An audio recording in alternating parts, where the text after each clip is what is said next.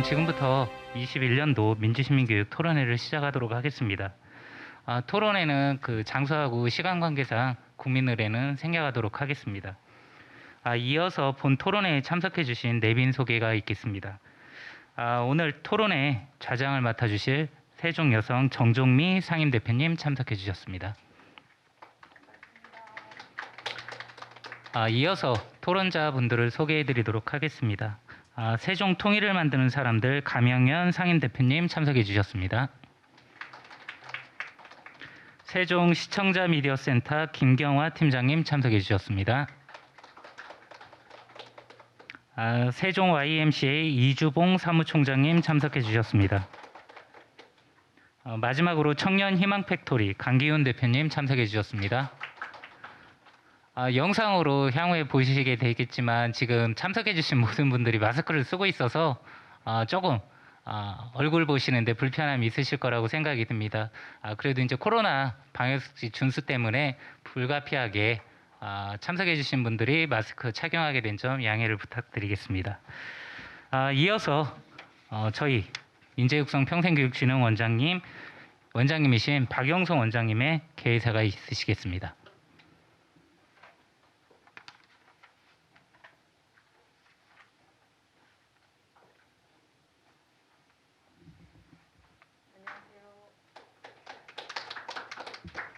반갑습니다, 여러분. 세종특별자치시 인재육성 평생교육진흥원장 박영송입니다. 2021년 제2차 민주시민 토론회에 참석해 주신 모든 분들께 진심으로 감사드립니다. 민주주의는 우리의 삶과 생활 양식을 결정하고 공동의 문제를 해결하는 가장 좋은 해법입니다. 민주주의를 실천하는 주체로서 우리는 일상적인 민주시민을 실천하는 분들을 시민이라고 부릅니다. 그런 분들을 다시 한번 말씀드리면 민주시민이라고 우리가 부르고 있습니다. 이분들은 시민 참여로서 그 실현에 꽃을 발하게 되는데요. 한편으로 보면 민주시민 교육이라는 것은 평생교육 6대 영역 중에서 시민 참여의 영역과 일맥상통한다는 생각이 듭니다. 또한 마을 일에 자발적으로 참여하고 시민 스스로가 결정하는 우리 세종시의 시민주권 특별자치시 개념과 유사한 맥락이라고도 생각합니다.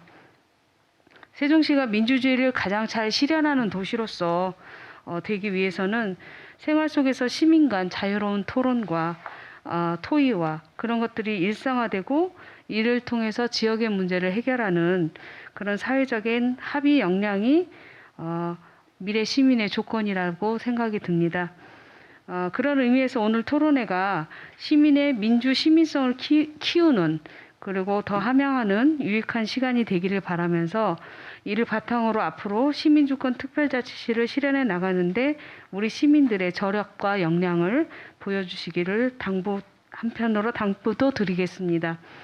아울러 저희 진흥원도 민주주의를 실천하는 시민을 기르는 교육을 다각도로 모색하고 추진하도록 최선을 다하겠습니다.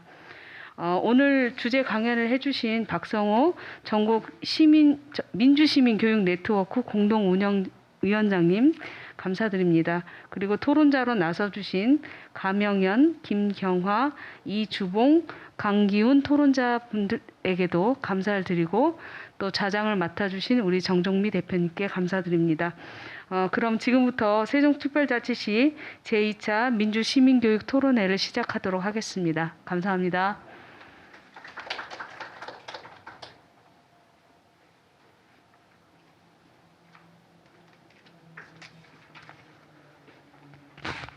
네, 저희 진흥원 박영서 원장님의 개회사가 있었습니다. 그러면 이어서 주제 강연이 있겠습니다. 우선 강연에 앞서 강연해 주실 분의 간단한 양력 소개를 드리도록 하겠습니다. 오늘 강연을 해주실 박성호 위원장님께서는 국가교육회의 지역사회협력특별위원회 위원, 서울시 민주시민교육자문위원회 위원, 재단법인 충청남도 평생교육진흥원 원장 등을 역임하셨고 현재 전국 민주시민교육 네트워크 공동운영위원장을 맡고 계십니다. 그럼 오늘 강연을 해주실 박성호 위원장님을 큰 박수로 맞이해 주시기 바랍니다.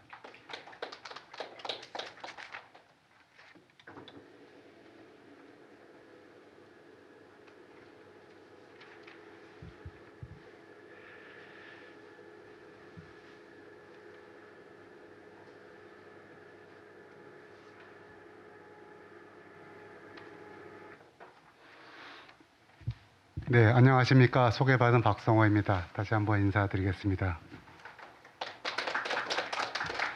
네, 세종특별자치시 인재육성평생교육진흥원에서 주최하는 세종시 민주시민교육에 나아갈 방향과 향후 과제라는 주제를 가지고 이렇게 발제를 하게 돼서 영광스럽고 초대해 주셔서 감사드립니다. 네, 민주시민교육은 다 아시겠지만 간단하게 정의를 내리면은 일상생활 각 영역에서 민주주의 실현에 필요한 자질과 역량을 함양하고 나아가서 민주주의의 지속적 발전을 위한 참여와 행동을 하는 모든 교육을 민주시민교육이라고 얘기하고 있습니다. 그래서 민주시민교육의 역량을 키우기 위해서는 가치와 지식, 기술, 태도 이러한 네 가지 영역에서 민주주의에 관련된 여러 가지 등을 우리가 학습하고 익히게 되겠습니다. 가치에 있어서는 인류의 보편적 가치인 인간의 존엄, 인권, 자유와 평등, 정의, 평화, 생태, 젠더에 관한 가치, 그리고 지식으로서는 민주주의의 기본 원리와 정치제도, 헌법, 정치 참여에 대한 지식을 배우고 태도에 있어서는 자율과 공정, 준법, 배려, 나눔, 다양성, 존중과 같은 태도를 익히게 됩니다.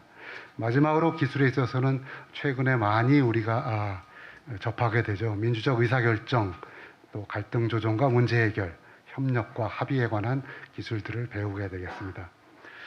자, 사진은 존 듀이 교육학자이죠.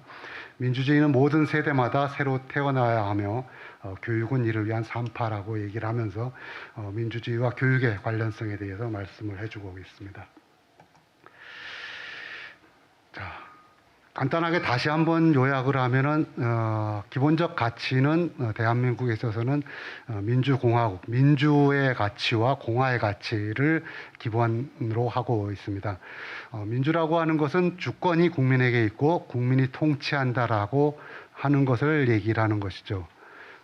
또 공화라고 하는 것은 우리가 사실은 이 공화의 정신을 많이 좀 잊고 살아가고 있는데 공화는 더불어 살아가고 공동의 뜻, 이익을 모아가는 것입니다. 그래서 대한민국이 어떤 나라냐라고 했을 때 대한민국의 정체성은 민주공화국이다라고 한마디로 얘기를 할 수 있겠습니다.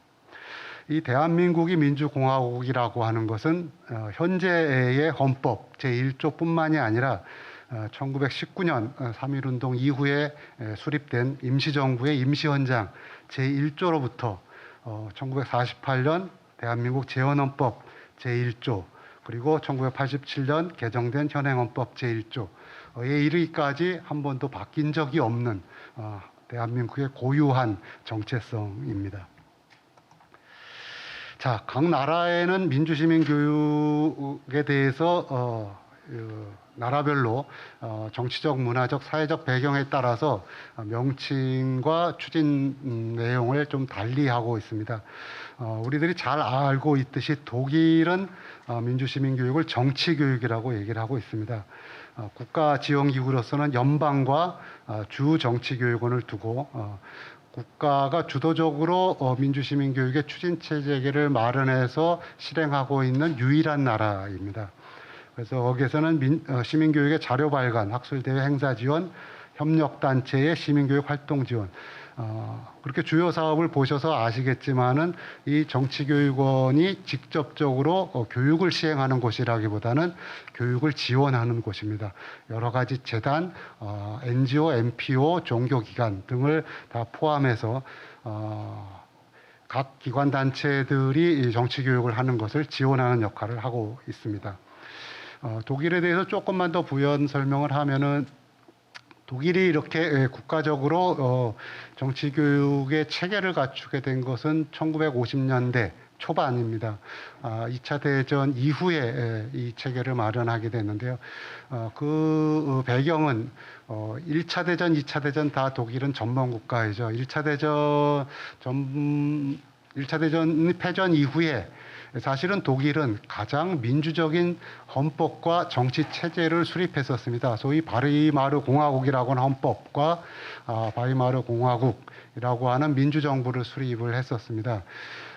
그런데 그 1930년대 히틀러와 나치당은 쿠데타를 통해서 정권을 잡은 것이 아니고 이 민주정부 하에서 선거에 의해서 정권을 잡고 2차 세계대전을 일으키고 또 야만적인 그런 이제 학살까지 하게 되는 그러한 일을 겪고 나서 독일은 이 민주정부가 제대로 지속적으로 발전하기 위해서는 결국 비판적이고 성찰적인 민주시민의 양성이 기반되지 않고는 그것이 이제 지속화될 수 없다. 어떻게 그런 가장 민주적이라고 할 수 있는 바이마르 공화국 체제에서 나치와 히틀러와 같은 정당과 그런 인물이 나타나게 됐는가 하는 것에 대한 성찰에서 출발을 하게 됩니다. 다음에 스웨덴은 그 독일처럼 그렇게 국가의 주도적인 지원 체계를 갖추고 있지 않지만 그래도 스웨덴도 역시 국가가 지원하는 체계를 갖고 있습니다.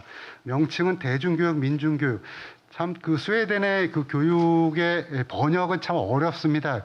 우리가 뭐 대중교육이라고 하기도 하고 민중교육 혹은 평민교육이라고 얘기를 하기도 하죠. 이 폴크에 대한 우리의 번역이 이제 정확하게 어떻게 번역돼야 되는 것인지 하는 것에 대한 이제 각자의 이제 차이들이 있기 때문에 되어 있습니다. 그래서 국가지원기구는 대중교육위원회라는 것을 두고 역시 지원 역할을 하고 있습니다. 스웨덴은 이제 그 농민과 노동교육에 오래전부터 해왔고 여러분들이 잘 아시는 소위 스터디 서클이라고 하죠. 뭐 우리로 번역하면 학습 동아리라고 번역이 되는데 그 스터디 서클이 오랜 스웨덴의 기간 동안 스웨덴의 그 시민들 안에 자리 잡고 각 영역 안에 학습을 통해서 다양한 공동체 발전을 위한 실천을 하고 있습니다. 올로프 팔메라고 하는 스웨덴의 교육부 장관을 지내고 총리를 지냈던 분인데 이제 암살당했었죠. 그 올로프 팔메가 이 스터디 서클이 얼마나 스웨덴에서 중요한 건지 하는 것을 나타내는 말로써 스웨덴의 민주주의는 스터디 서클 민주주의다라고 할 정도로 스터디 서클을 강조하고 있습니다. 스터디 서클은 스웨덴에 약 30만 개가 구성돼서 활동을 하고 있으니까 뭐 국민 한 사람이 여러 개의 스터디 서클에 가입해서 활동을 하고 있다고 말씀드릴 수 있겠습니다. 그다음에 이제 영국에서는 이제 시민성 교육, 미국에서는 이제 시민 교육. 영국이나 미국은 이런 국가 지원 체계라기보다는 시민사회의 자발적 활동들에 의해서 이루어지는 방식으로 되고 있습니다. 자, 우리나라가 그 민주시민 교육이라는 것이 처음 생겨나게 된 것은 1997년입니다. 1997년에 민주시민 교육 포럼이라는 것이 이제 결성되게 되는데 이 민주시민 교육 포럼은 시민단체들, 뭐 흥사단, YMCA, 참여연대 그런 단체들이 12개 단체들이 모여서 민주시민교육 포럼을 구성하고 이 민주시민교육 포럼을 통해서 민주시민교육에 대한 지원법 안을 마련하고자 노력을 했고 그것을 이제 국회의원을 통해서 입법화하려고 했지만은 실패를 했습니다. 다음으로는 이제 민주시민교육협의회라는 단체가 있었습니다. 이 협의회는 학계 전문가들을 중심으로 해서 민주시민교육 학회가 기반이 된 단체입니다. 협의회 역시 그렇게 지원법안을 발의하도록 하고 발의까지는 다 됐지만은 이제 입법화 성공은 못했습니다. 그다음에 이제 민주시민교육 네트워크는 시민단체 협의회가 만든 단체이고요. 그래서 이렇게 처음으로 1997년도부터 민주시민교육 지원법이 발의되고 나왔지만은 지금 약 20여 년이 지난 지금도 법안은 역시 이제 입법화되지 못하고 있는 상황입니다. 그 이후에 이제 민주시민교육 포럼, 민주시민교육 협의회, 그리고 국회 시민교육 협의회를 통해서 이제 법안이 또 발의가 되고 2007년에 가서는 이제 그 이은영 의원을 통해서 또 법안이 발의됐는데요. 이 시민교육위원회라고 하는 것은 시민사회단체 연대회의의 그 부설 기관으로서 시민교육위원회를 두고 여기서 민주시민교육 활동을 계속 해왔습니다. 그리고 뭐 바른사회, 밝은정치, 시민연합, 중앙선관위, 선거연수원 이 등등도 각자 독자적으로 그렇게 입법안들을 마련하고 국회를 통해서 이제 발의들을 냈지만 결론적으로 이제 성공은 못했습니다. 그러던 시기에 이제 2010년에 일기 민주시민교육 거버넌스라는 것이 구성되는데 여기에는 이제 공공기관까지 포함해서 거버넌스가 구성되고 조금 활동이 이루어지다가 조금 침체되어 있었습니다. 그러다가 이제 2018년 2기 민주시민교육 거버넌스가 다시 재출범을 해서 현재 활동을 하고 있고 거버넌스는 민주시민교육의 이런 이제 뭐 보수와 중도와 개혁 이런 여러 가지의 입장을 가진 사람들의 전문가와 단체들이 같이 우리 사회의 민주시민교육의 사회적 합의를 위한 노력들을 해오고 있습니다. 그 과정 속에서 이제 계속적으로 뭐 19대, 20대 법안이 계속 발의되었지만 입법화되지 못하고 임기 만료로 폐기되었습니다.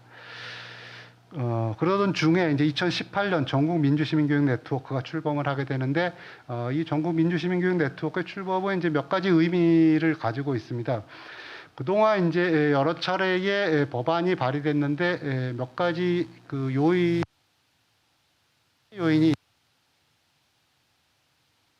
교육의 지원법에 관련돼서 주로 중앙에 있는 그 다음에 소위 명망가들 중심, 학계 몇 사람 중심, 또 중앙에 있는 뭐 단체들 이런 중심으로 법안이 해서 추진 동력 자체가 이렇게 우리 사회의 소위 중앙이라는 표현이 하여튼 늘 적절하면서도 그냥 표현하기 할 수밖에 없는 그곳에 이제 머물러서 돼 있기 때문에 이 추진 동력이 전국화되지 못했었는데 일단 이제 전국 네트워크가 성립됨으로써 이 추진 동력이 이제 전국화되어 있다라는 말씀을 좀 드릴 수 있겠고요. 그 위에 이제 거버넌스 활동이라는 것이 앞서 이제 민주시민 교육이 우리 사회에서는 아직도 특정 정파의 를 위한 교육이라고 하는 편견과 오해가 이제 상존하고 있기 때문에 이런 것을 이제 그 불식시키고 이런 것을 넘어서기 위한 사회적 합의 활동이 앞서 그 거버넌스를 통해서 이루어져 계속 왔다. 그래서 특히나 이 2기 거버넌스에는 그 소위 국민운동 단체라고 하는 새마을운동 중앙협의회, 바르게 살기 운동 중앙협의회, 또 자유총연맹 이런 기관들이 같이 참여하면서 이런 사회적 합의들을 이제 이끌어 오고 있습니다. 그래서 이전에 그 법안을 추진했던 배경에서 추진 동력이 훨씬 더 전국화되어 있다라는 것과 사회적 합의를 위한 노력들이 우리 사회에 더 많이 이제 되고 있다라는 것이 이제 큰 배경이고요. 또 하나 이제 나중에 설명드리겠지만 아주 또 중요한 배경은 그동안 이제 정부 입법하는 데 있어서 이제 국회에서 입법을 하긴 하지만 사실은 이제 행정부가 반대를 하면은 입법하기가 굉장히 어렵습니다. 그런데 그 2020년도 들어서면서 이제 정부인 행안부가 입법에 적극적으로 이제 같이 나서게 되면서 커다란 이제 상황 전환을 맞이하게 됩니다. 이렇게 이제 15대부터 21대까지의 이제 법안 발의된 내용을 정리를 했습니다. 그래서 뭐 15대 때 박명환 의원으로부터 해서 21대 한병도 의원까지 쭉 돼 있고 주요 내용은 이제 소관부처를 국회에 두느냐, 뭐 총리 소속으로 두느냐, 독립기관으로 하느냐, 행안부에 두느냐 하는 것으로 이제 주로 내용들이 나와 있습니다.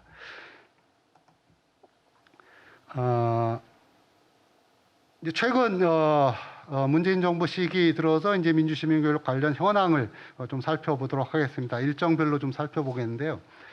2017년 7월에 문재인 정부가 국정 100대 과제를 이제 선정해서 발표를 하게 됩니다. 이 국정 100대 과제라는 것은 임기 중에 그 가장 우선적으로 국정의 운영의 과제로 삼는 것이죠. 여러 가지 우리 사회에 과제들이 있겠지만 그 중에서 그것들을 이제 추려서 100대 과제로 그 발표를 했는데 그 중에 이제 민주시민교육 확대 및 제도화가 이제 포함이 됐습니다. 그래서 이 정부에서는 이제 이거를 이제 그 행안부의 산하 독립법인인 민주화운동 기념사업회 그 임무를 이제 맡기고 민주화운동 기념사업회가 이 국정과제를 이제 수행을 하고 있습니다. 그다음에 2019년 6월에는 이제 대통령 직속 정책기획위원회가 이 국정과제의 내용을 그 진전시키기 위해서 이제 민주시민교육 활성화 TF를 운영을 하게 됩니다. 여기에는 이제 당시 그 위원장이 이제 정혜구 전 성공회대 교수셨는데 지금은 이제 경제사회인문연구회의 이사장이시죠. 그래서 정혜구 위원장이 이제 나서서 직접 그 주재하면서 이 TF를 총 11회를 운영을 했습니다. 여기 이제 학계와 또 민주화운동 기념사업회, 전국민신회 등등이 같이 해서 이 TF를 운영을 했고 이 보고서가 이제 그해 말에 19년도 말에 청와대 시민사회 수석 당시 수석이 이제 김거성 수석이었는데 이 김거성 수석 주재로 정책기획위원회 TF 보고서를 검토하는 간담회가 이제 열리게 되었습니다. 그 다음에 이제 국회 토론회가 여당 야당 의원들이 같이 해서 국회 토론회가 열리었고요. 그 다음에 이제 2019년 11월에 그 한 해 동안 전국 민주시민교육 네트워크와 국민운동 3단체 민주화운동 기념사업회가 공동으로 운영했던 이 사회적 합의 공론장 사업에 해서 민주시민교육의 어떤 필요성과 기본 원칙에 대한 약속들을 이제 발표를 하게 되었습니다. 네. 2020년 6월, 작년 6월에 이 청와대 시민사회 수석 주재 민주시민교육 정책소통 간담회는 굉장히 중요한 의미를 갖고 있습니다. 여기에서 앞서 말씀드렸던 정부의 행안부가 공식적으로 민주시민교육에 적극적으로 어떻게 추진할 건가 하는 것을 입장을 발표했던 그런 간담회였습니다. 그래서 이 행안부는 그 이후로 그 민주시민교육 제도와 워킹그룹을 운영을 하는데 이 부분은 조금 후에 다시 좀 자세하게 말씀을 드리도록 하겠습니다.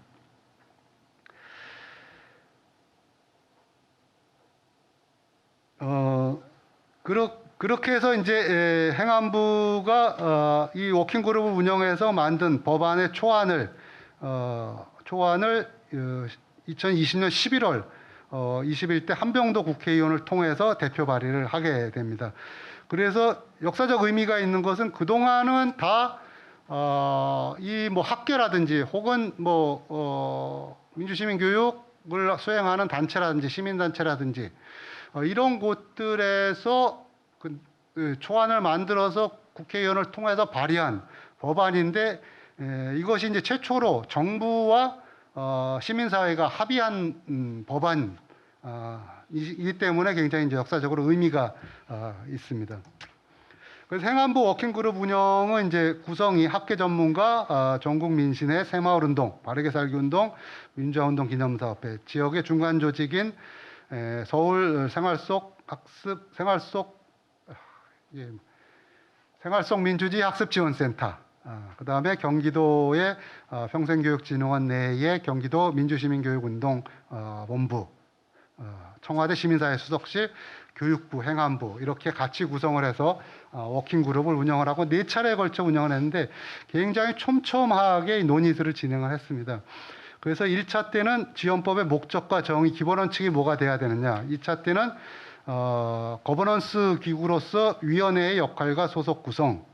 그 다음에 이제 수행 기구로서 교육원의 역할과 소속.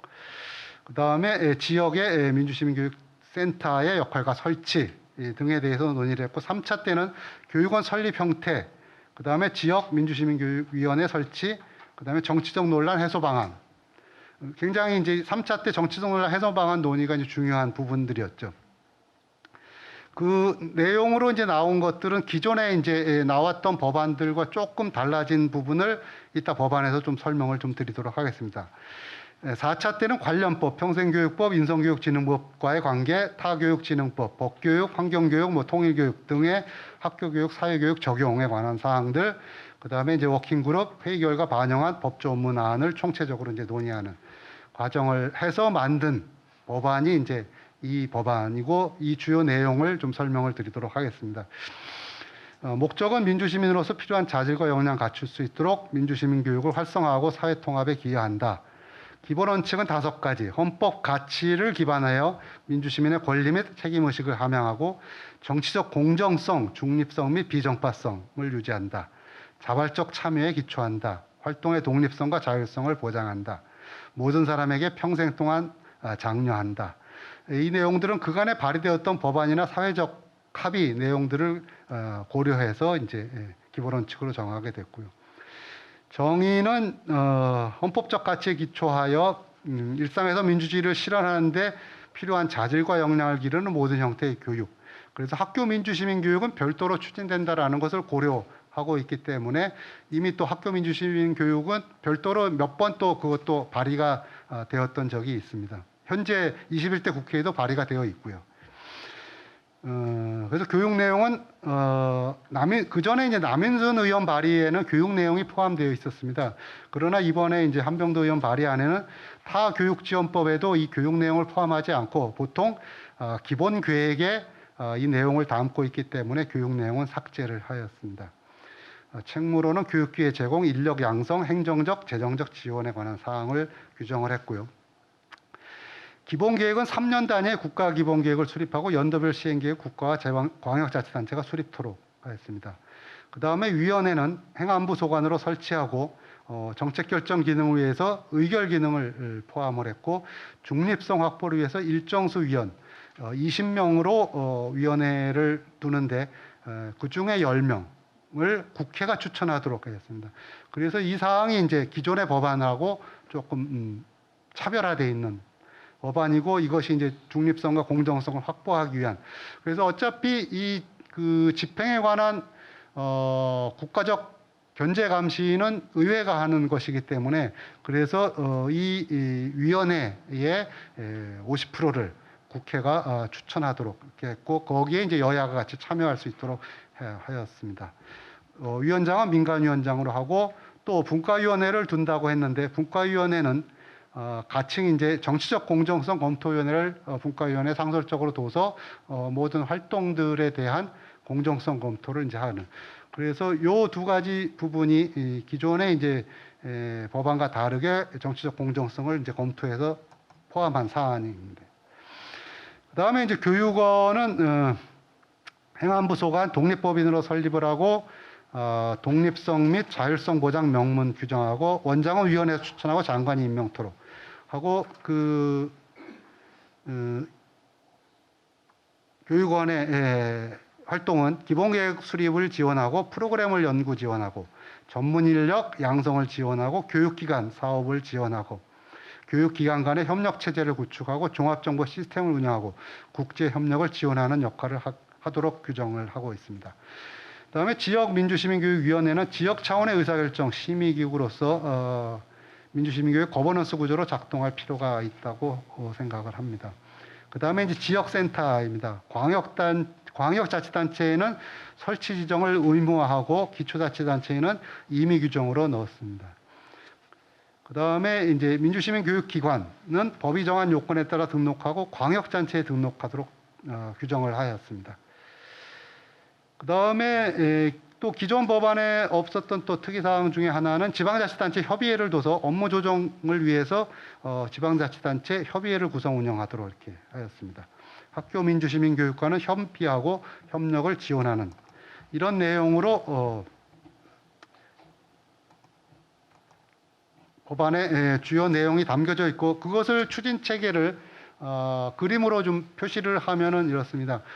거버넌스 기구는 이제 위원회죠. 심의 의결은. 그래서 거버넌스 기구는 중간에는 민주교육위원회 있고 심의 의결 기능을 갖게 돼 있고 설치 의무돼 있고 광역자치단체에는 시도 민주시민교육위원회를 해서 심의 기능과 설치 의무돼 있습니다. 기초자치단체는 시군구 민주시민교육위원회에서 이것은 심의 기능과 설치를 임의 규정으로 되어 있습니다. 행정부처는 이제 중앙의 행안부, 광역자치단체, 기초자치단체 되어 있고 전담 기구로서는 이제 민주시민교육원에서 설립 의무 되어 있고 시도에는 시도민주시민교육센터에서 설치 지정을 의무화했습니다. 그 다음에 기초에는 시군구 민주시민교육센터에서 이것은 이제 임의 규정으로 두었습니다. 그리고 이제 민주시민교육기관이라고 아까 법 규정을 나왔는데 이것은 이제 민주시민교육을 실시하는 다양한 민간결사체 및 공공기관을 지칭을 하는 것으로서 각종 NPO나 NGO, 또 평생학습관, 도서관, 박물관, 주민자치회나 주민자치센터, 또 대학, 학습동아리 등 다양한 민간결사체 및 공공기관을 지칭을 하고 있습니다. 자, 그러면 이제 현재 광역 단위의 민주시민교육의 추진 체계가 어떻게 이루어지고 있는지 몇 가지 표를 통해서 살펴보도록 하겠습니다. 지금 이제 17개 시도 중에 12개 광역이 조례를 제정하고 있습니다. 그래서 서울이 2014년으로부터 해서 2020년 최근에 울산까지 이제 12개 자치단체가 조례를 제정해서 운영을 하고 있는데요. 위원회는 자문 기능을 갖고 있는 데도 있고 심의 기능을 갖고 있는 데도 있고 심의 의결 기능을 갖고 있는 데도 있고 특이한 점이 이제 세종의 위원회 규정이 없다라는 것입니다. 세종이 이제 2018년도 조례가 상당히 좀 일찍 제정이 된 편인데 그런데 이제 이 위원회 규정이 없어서 현재 민주시민교육위원회가 운영되지 않고 있는 점입니다. 행정부서는 서울과 광주, 그다음에 대전, 그다음에 충북 이렇게 네 군데가 이제 부서들이 좀 다르고 나머지는 전부 평생교육팀에서 행정 담당 부서를 하고 있습니다. 서울은 2014년도에 조례 제정 이후에 행정 담당 부서가 역시 평생교육팀이었었습니다. 그러다가 서울이 이제 2019년도에 서울민주주의위원회라고 하는 합의제 행정기구가 생기면서 여기에 한 부서인 민주주의 담당관실의 공론운영팀이 이 부서 이관을 하게 되었습니다. 자, 그 집행기관은 이제 서울은 이제 생활 속 민주주의 학습 지원센터를 이제 민관위탁 운영을 하고 있고요. 부산은 그 민주시민교육지원센터 역시 민간위탁을 하고 있습니다. 인천이 평생교육진흥원 내에 민주시민교육센터를 두고 운영을 하고 있고요. 그다음에 경기도가 평생교육진흥원 내에 민주시민교육본부를 두고 운영을 하고 있습니다. 대전, 세종, 충남은 예산이 편성돼서 이 예산 집행을 평생교육진흥원이 운영을 하고 있는 것이고요. 여기 공란으로 집행기관이 공란으로 나와 있는 것은 조례가 제정돼 있지만 예산이 편성돼 있지 않아서 현재 그 광역자치단체 차원에서의 민주시민교육 추진이 되고 있지는 않은 곳을 표시한 것입니다. 그 다음에 이제 조례가 제정된 이후에 민주시민교육의 종합계획 관련 현황을 살펴보도록 하겠습니다. 이 12개 그 자치단체들의 대부분은 이제 종합계획 기본계획은 같은 명칭이라고 이해하시면 될 것 같고요. 근데 이제 특이한 것은 이제 세종과 전북입니다. 세종과 전북은 평생교육 부속계획으로 이 민주시민교육 계획은 시행계획으로 되어 있습니다. 우리가 시행계획이라고 할 때는 이런 종합기본계획 하위의 연도별 계획을 짜는 것을 우리가 이제 시행계획이라고 하는데 그런 차원이기 때문에 이제 하위 개념으로 볼 수가 있겠습니다. 그래서 위상도 이제 다 독자계획인데 세종과 전북이 평생교육의 부속계획으로 되어 있습니다. 계획 주기는 보통 뭐 3년에서 5년 이렇게 돼 있고 서울과 세종이 이제 계획 주기에 대한 규정이 없는 상태입니다.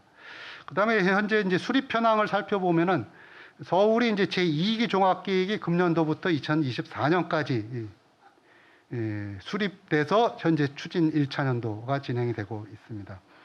부산이 2020년도에 1기 종합계획이 수립돼서 추진 현재 되고 있는 과정에 있고요. 그 다음에 인천이 금년도에 1기 계획이 지금 수립 중인 상태입니다. 인천은 2019년도에 그 종합계획에 대한 연구를 하지는 않았고 그 추진 방안에 대한 연구가 있었고 종합계획에 대한 연구 용역은 없이 금년에 이제 종합계획을 수립 중에 있습니다. 대전은 1기 계획이 2020년도에 수립돼서 추진 중에 있고요. 그 다음에 세종은 2018년에 민주시민교육 운영 모델 개발 연구 용역이 있었고 그 후에 후속 작업은 현재 없는 상태입니다. 경기도는 2기 종합계획이 2020년도부터 시작이 돼서 현재 추진 중에 있고 충북이 1기 종합계획 수립 추진 중이지만 충북은 종합계획의 내용상으로는 굉장히 이제 좀 부실한 상태로 이 종합계획이라고 하기 좀 어려운 상태로 돼 있어서 예산 자체도 굉장히 적게 운영이 되고 있습니다. 충남이 1기 종합계획이 2021년도부터 추진되고 있고요. 전북은 2019년도에 활성화 방안 연구 용역이 있은 이후에 그 다음 후속 작업이 이루어지지 않고 있습니다. 나머지 광주나 울산, 전남은 현재 다른 추진 계획이 현재 없는 상태입니다. 다음에 이제 광역자치단체의 민주시민교육 중간지원조직 전담기구의 관련 현황을 좀 살펴보도록 하겠습니다. 현재 전담기구가 있는 곳은 전국의 4개의 광역자치단체입니다. 서울과 경기, 부산, 인천인데요. 서울은 2017년도, 서울과 경기는 2017년도, 부산과 인천은 금년도부터 시행되어 있기 때문에 사실 부산과 인천은 이제 금년 한 4월 경부터 진행되고 있기 때문에 아직 뭐라고 얘기하기가 좀 어려운 상태이죠. 서울은 이제 생활 속 민주주의 학습 지원센터 해서 민간 위탁이 1기 때는 흥사단, 그래서 2기 때는 2019년도 가을부터 징검다리 교육공동체가 위탁받아 운영을 하고 있습니다. 전담 인력은 5명이고요. 예산이 7억 규모입니다. 경기도는 이제 민주시민교육본부, 경기도 평생교육진흥원 내의 한 조직이죠. 민주시민교육본부를 운영을 하고 경기도 이제 공공기관 위탁 운영을 하고 있고 전담 인력이 8명에 20억인데 경기도는 조금 특성이 있습니다. 이 8명 중에 4명은 경기도 이 민주시민교육본부에는 1팀과 2팀이 있는데 한 팀이 이제 민주시민교육을 담당을 하고 한 팀은 이제 청소년 노동인권을 담당을 합니다. 그래서 이제 예산도 절반이 이제 민주시민교육과 절반은 이제 청소년 노동인권에 투여를 하고 있습니다. 부산은 민간위탁으로 부산시 민주시민교육 네트워크가 민간위탁을 맡고 있고 전담 인력 4명의 예산이 4억 5천. 인천은 인천시 평생교육진흥원에 위탁을 해서 전담 인력이 3명, 예산은 2억 2천으로 운영이 되고 있습니다. 서울과 경기가 이제 이 중간지원 조직을 초기 운영하면서 굉장히 이제 부침들을 겪었습니다. 이제 서울 같은 경우는 초기 이제 서울시 평생교육팀에서 운영하면서 사실 이제 민주시민교육에 대한 좀 이해 부족과 로 인해서 민간위탁이 이제 흥사단으로 돼 있긴 했지만은 사실 적극적 지원 체제가 이제 만들어지지 못하고 해서 그야말로 이제 사무위탁이죠. 이 공간도 이제 자체 위탁기관이 이제 마련을 한다든가 센터장도 그 상근 센터장을 두지 못하게 한다든가 이런 식으로 이제 운영이 됐었는데 2기 들어와서 징검다리 교육공동체 체계하에서는 그 전임 센터장을 이제 두게 하고 그 다음에 이제 공간에 대해서도 예산 편성을 할 수 있도록 한다든가 해서 조금 더 이제 다른 차원의 이제 좀 적극적 지원들을 이제 하게 됐었고요.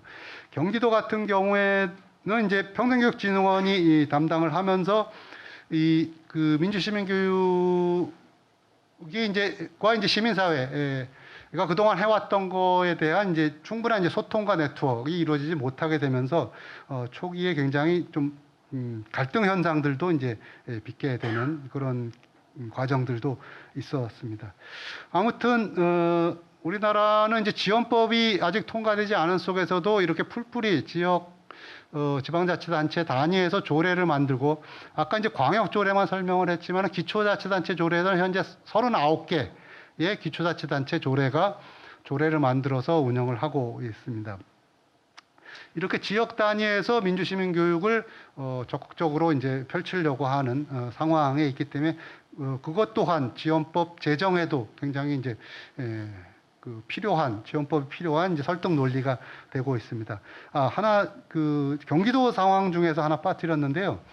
경기도는 이제 작년부터 이 지역화 전략을 이제 추진하고 있어서 경기도의 그 제2기 종합계획의 목표가 31개 전 시군의 그 민주시민교육 지원 조례를 만들도록 제정하도록 돕는 게 이제 경기도의 목표로 설정이 되어 있습니다. 그래서 경기도가 지금 제가 그 숫자를 정확하게 지금 기억을 하지 못하는데 거의 한 19개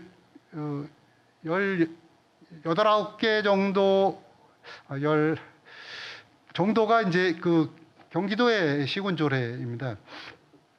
그리고 또 하나는 도비하고 시군비를 매칭해서 50%씩 매칭해서 기초자치단체의 민주시민교육센터를 선정해서 운영하도록 돼 있고 작년에 5개 기초자치단체를 선정했고 올해 추가로 1개 해서 뭐 작년에 용인, 광명, 파주, 뭐 군포 이런 등등이고 올해 시흥까지 해서 6개 기초자치단체가 도비 5천, 시비 5천, 시군비 5천에서 1억으로 기초자치단체의 민주시민교육센터를 운영하도록 이렇게 지원을 하고 있는데 굉장히 의미 있는 추진 전략이라고 볼 수 있겠습니다. 네, 구체적인 세종의 현황을 토대로 해서 세종의 민주시민교육의 전략 방안에 대해서 마련해야 되는 것은 여기 계신 여러분들의 몫으로 제가 드려야 될 수밖에 없고 저의 한계이기 때문에 조금 더 그 제도적 부분에 있어서 좀 커다란 과제들을 좀 제시하는 것으로서 이제 발제를 마무리하려고 하는데요. 향후 과제로 앞서 살펴보셨듯이 첫 번째 조례 개정을 통한 제도적 재정비가 이제 필요하다라고 이제 생각을 합니다.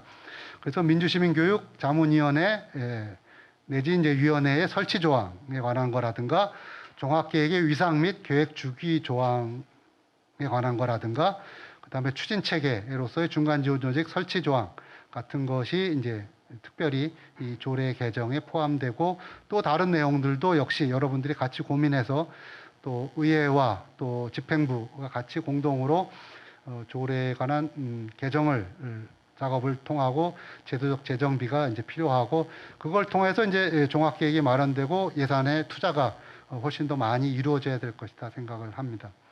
두 번째로는 민주시민교육을 통한 지역사회 재구성 전략이 추진되어야 될 필요가 있다고 생각을 합니다. 민주시민교육이 그 개별 교육이 아니라 자치분권 교육, 마을 공동체 교육 등 각 교육의 보편적 교육으로서 그 위상을 자리매김해야 되고 또 민주시민교육이 주민자치, 민간협치, 공론장 등 다양한 그 정책 사업들을 관통하고 융복화해서 그런 지역사회 전체가 이 민주시민교육을 토대로 시민의 역량을 성장시켜서 그 지역사회가 발전하는 그런 이제 그 그 재구성 전략이 이제 필요하다라고 생각을 합니다. 마지막으로는 이제 민주시민교육의 생태계 조성 및 주체 역량 강화입니다. 우리가 흔히 이제 민주시민교육하면 교육이 들어가 있기 때문에 이러한 이제 강의실, 뭐 예를 들면 저 같은 강사, 학습자, 뭐 어떤 그 일정한 표준화된 커리큘럼, 교재 이런 것들을 통해서 우리가 교육을 연상하게 되는데 사실 이제 민주시민교육이라고 하는 건 정의에서 내렸다시피 그 민주주의를 시민들이 스스로 학습해가는 그런 역량을 키워가는 것이기 때문에 우리가 이 민주시민 교육이 여러 가지 이제 그 공모 사업을 통한 이제 지원 사업 등을 이제 많이 하게 되는데 물론 그것도 굉장히 이제 필요한 사업들이죠. 그러나 이제 거기에만 머무를 것이 아니라 민주시민 교육이 어떻게 생태계가 잘 조성될 수 있을지 주체적인 역량이 강화되어야 할지 하는 것을 중점적으로 우리가 생각하고 방향을 잡아야 된다라고 생각을 합니다. 그래서 교육활동가, 혹은 기획자, 강사, 촉진자 이런 여러 가지 역할들을 하고 있는 민주시민 교육가들의 전문 인력들을 이제 양성하고 계속 역량들을 강화시키는 작업들, 그 다음에 민주시민 교육 관련 주체들의 네트워크를 발전시키는 데 지원하는 역할, 그 다음에 관련된 연구조사나 현황들, 또 사회적 공론화 지원들, 이러한 작업들이 총체적으로 우리가 그 한 지역사회 안에서 민주시민 교육이 발전하기 위한 과제들로 추진되어야 될 것이다 라고 생각을 하고, 여러분들도 잘 아시는 파울로 프레리 교육 사상가이며 운동가인 프레리가 교육이 세상을 바꾼다는 희망은 오래된 것만이 아니라 오래되고도 지금에 있어서도 또 앞으로도 새로운 것이다라고 하는 말씀을 통해서 우리가 민주시민 교육을 다시 생각해 보는 그런 시간을 가졌습니다. 경청해 주셔서 고맙습니다.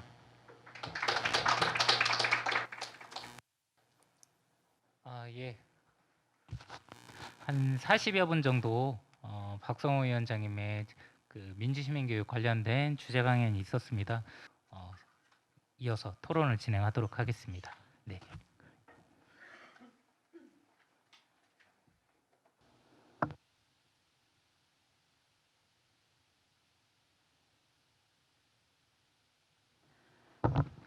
예, 반갑습니다. 저는 세종 민주시민교육 네트워크의 운영위원장을 맡고 있는 정종미입니다. 두 번째로 열리는 세종 민주시민교육 토론회에 두 번째 주제 시민이 바라본 세종시 민주시민교육 기조발제를 듣고 이제 토론을 시작하는 장이 되었습니다. 먼저 오늘 그 네 분이 그 토론을 맡아주실 건데요. 간단히 자기소개하고 시작을 할 건데요. 먼저 이제 취임한 지 2달 되신 우리 박영송 원장님이 민주시민교육에 관한 관심과 이해가 높기 때문에 이렇게 시민들의 의견을 듣고 거버넌스를 잘 해나가기 위한 이런 자리를 마련해 주셔서 감사드리고요. 끈끈한 연대와 이걸로 세종시에서 민주시민 관련한 관음감이 좋은 거버넌스의 사례를 만들 수 있었으면 좋겠습니다. 이 자리 감사드리고요. 기조발제를 해주신 우리 박성호 위원장님이 특별히 초청되신 거는 그동안 이쪽에 이제 연구 영역도 하셨고 그래서 아마도 저희들보다 이론적으로나 현지 속속들이 조사를 많이 했기 때문에 저희조차도 좀 참조할 사항들이 많이 있었기 때문에 초청을 했던 것 같고요. 우리가 지금 시민들의 의견을 대표하기에는 민주시민교육이라는 영역이 워낙 광범위하기 때문에 영역으로 나누기도 어렵고 그래서 최근에 좀 관심이 갈 만한 주제로 해서 그 담당 분야의 선생님들을 좀 모시게 됐고요. 지난 1차 토론회가 2월 24일 날 있었죠. 그래서 전국의 그 민주시민교육에 관련해서 굉장히 유명하시고 명사들을 모셔서 토론회를 열었는데요. 그때 교육이 이제 세종시 민주시민 교육의 미래라는 주제로 토론회가 열렸었고요. 당시 우리 1차 토론회에서 조금 종합된 것들을 보면 세종시가 제주를 포함해서 두 개의 특별자치도시이기 때문에 먼저 정부에서 시도하기 힘든 것들을 좋은 사례들을 좀 만들어서 전국적으로 보급하는 민주시민교육 선진적인 어떤 그런 역할들이 요구되지 않겠냐라는 제언들이 되게 많았던 것 같고요. 그렇지만 아까 박동우 위원장님이 말씀해 주셨던 것처럼 제도나 시민 역량이나 이런 것들이 아직 충분한 단계에 오르지 못했기 때문에 생태계 조성을 위한 여러 가지 노력들이 진흥원을 포함해서 시민주도의 역할들이 굉장히 높이 필요로 하고 있는 것 같고요. 그래서 그때도 이제 비슷하게 나왔던 얘기들이 제일 중요한 것들로 이제 시민들이 학습에 소비자에서는 안 되지 않냐. 그래서 정책을 생산하고 민주시민교육에 관한 정책을 생산하고 운영하는 시민주도의 민주시민교육이 세종시에서 필요하다. 그리고 이런 얘기들이 많이 나왔습니다. 그리고 특별히 그때 이제 교육청하고 시청하고 과장님들이 오셔가지고 얘기 나눴던 것들 중에 학생에게 어떻게 시민성들을 부여할 것인가에 대한 실험도 세종에서 잘 이루어졌으면 좋겠다는 이야기들이 나왔습니다. 우리 위원장님이 기조발제해 주신 내용을 중심으로 저희가 이제 진흥원과 함께 계획을 좀 세워보고요. 앞에 기조발제 내용을 중심으로 해서 토론자 4명을 저희가 이렇게 모시게 됐는데요. 먼저 토론자 순서대로 간단하게 소개 말씀드리도록 하겠습니다. 먼저 가명현 선생님. 예, 안녕하십니까. 저 세종 통일을 만드는 사람들 대표를 맡고 있는 가명현입니다. 사실은 제가 주권위 마을교육, 시교육청, 민주교육 이런 데에 좀 같이 참여는 했지만 최근에 이제 세종시에 전반적으로 이루어지는 이런 민주시민 교육에 대해서 좀 생소한 것도 있고 제가 아직 기관에서 하는 이 프로그램을 잘 모르는 측면도 있어서 정리가 잘 됐는지는 모르겠어요. 그 부분은 하여튼 참고적으로 자료를 참고해 주시고 저는 했던 사회적 자본 구축을 위한 민주시민 교육의 반영 이 지역사회에서 이 부분이 좀 제가 당황을 했어요. 사회적 자본 구축을 위한 민주시민 교육의 방향이 뭐냐 했는데 이제 오늘날 교육에서의 교육이 우리나라 교육이 잘못됐지 않느냐, 교육의 공공성이 결여됐지 않느냐 이런 측면에서 해석하면 했던 이런 어떤 공공적인 성격의 어떤 세종시에서 만들어내는 그런 자본이라고 할 수 있겠죠. 그래서 신뢰라든지 공동체라든지 서로 시민 간의 네트워크 활동 이런 것들이 있어야만 세종시가 더욱 어떤 일을 추진하는 데 있어서 긍정적으로 또 굉장히 공동체를 가지고 어떤 일을 꾸려낼 수 있지 않겠느냐. 그래서 민주시민교육으로 가는데도 그런 기본적인 것이 필요한 것이 아니냐 해서 이런 주제를 줬던 것 같습니다. 그런 측면에서 저는 우선 오늘 발제자께서 민주주의, 민주시민교육의 목적이나 가치나 이런 걸 너무 잘 정리를 해준 것 같아요. 최근에 국회의원이나 시의원 중에도 민주시민교육에 대해서 부정적인 이런 분들이 많이 있거든요. 그런데 사실은 그분들이 국회의원이나 시의원으로 존재하는 것도 사실은 민주주의 틀 속에서 존재하는 건데 스스로 자기 부정으로 하는 걸 보면은 얼마나 민주 시민 교육이 필요한 건가 이런 걸 느껴보면서 오늘 그 부분은 발제를 잘 해줘서 제가 더 얘기할 필요가 없고요. 하여튼 그런 측면에서 우리 세종시는 신도시이기 때문에 사람 간의 관계가 소홀하지 않느냐, 또 좀 동질성을 찾는 데도 한계가 있지 않느냐, 또 최근에 이렇게 다양한 집단에서 만나보면 세종시는 이렇게 집값 오르는 데에만 70~80%가 관심이 있다 이런 얘기를 노골적으로 해요. 그래서 이게 참 공동체를 만드는데 상당히 장애요인이 있겠다 이런 생각도 해보고요. 그러나 또 상당히 제가 교직에 있을 때 학부모들과 대하면서 생각보다 학부모들이 이렇게 잘 그 참여를 시키면은 상당히 오히려 더 긍정적인 요소가 많았어요. 그러니까 학교 체제가 얼마나 민주적인 역량을 가지고 있느냐에 따라서 이 학부모들이 참여나 또 굉장히 능력 발휘를 할 수 있는 또 이런 좋은 점도 가지고 있겠다 이렇게 생각을 했고요. 또 그렇게 증명이 됐고요. 그래서 뭐 민주시민 교육을 실시하는데도 세종시에서는 장점과 단점이 함께 있겠다 이런 생각을 해봅니다. 그러면은 그 세종시에서 지금 민주시민 교육을 실시 현황을 이렇게 나열을 해놨는데 제가 보기에는 시민 주권회의에 참여를 해봤는데 1기에 참여했습니다. 상당히 정책을 미리 들어보고 검증하고 그것을 이렇게 해본다는 자세는 상당히 제가 볼 때 아주 좋은 제도구나 이런 생각을 했고 또 거기에서 활발하게 토의된 내용들이 결국 정책 반영이 되더라고요, 시에서. 그래서 이 부분이 좀 많은 앞으로 이 주권에 참여하는 사람들이 더 다양해지고 적극적으로 참여하고 이렇게 하면은 앞으로 이 시정에 대한 소통이 아주 잘 될 것 같구나.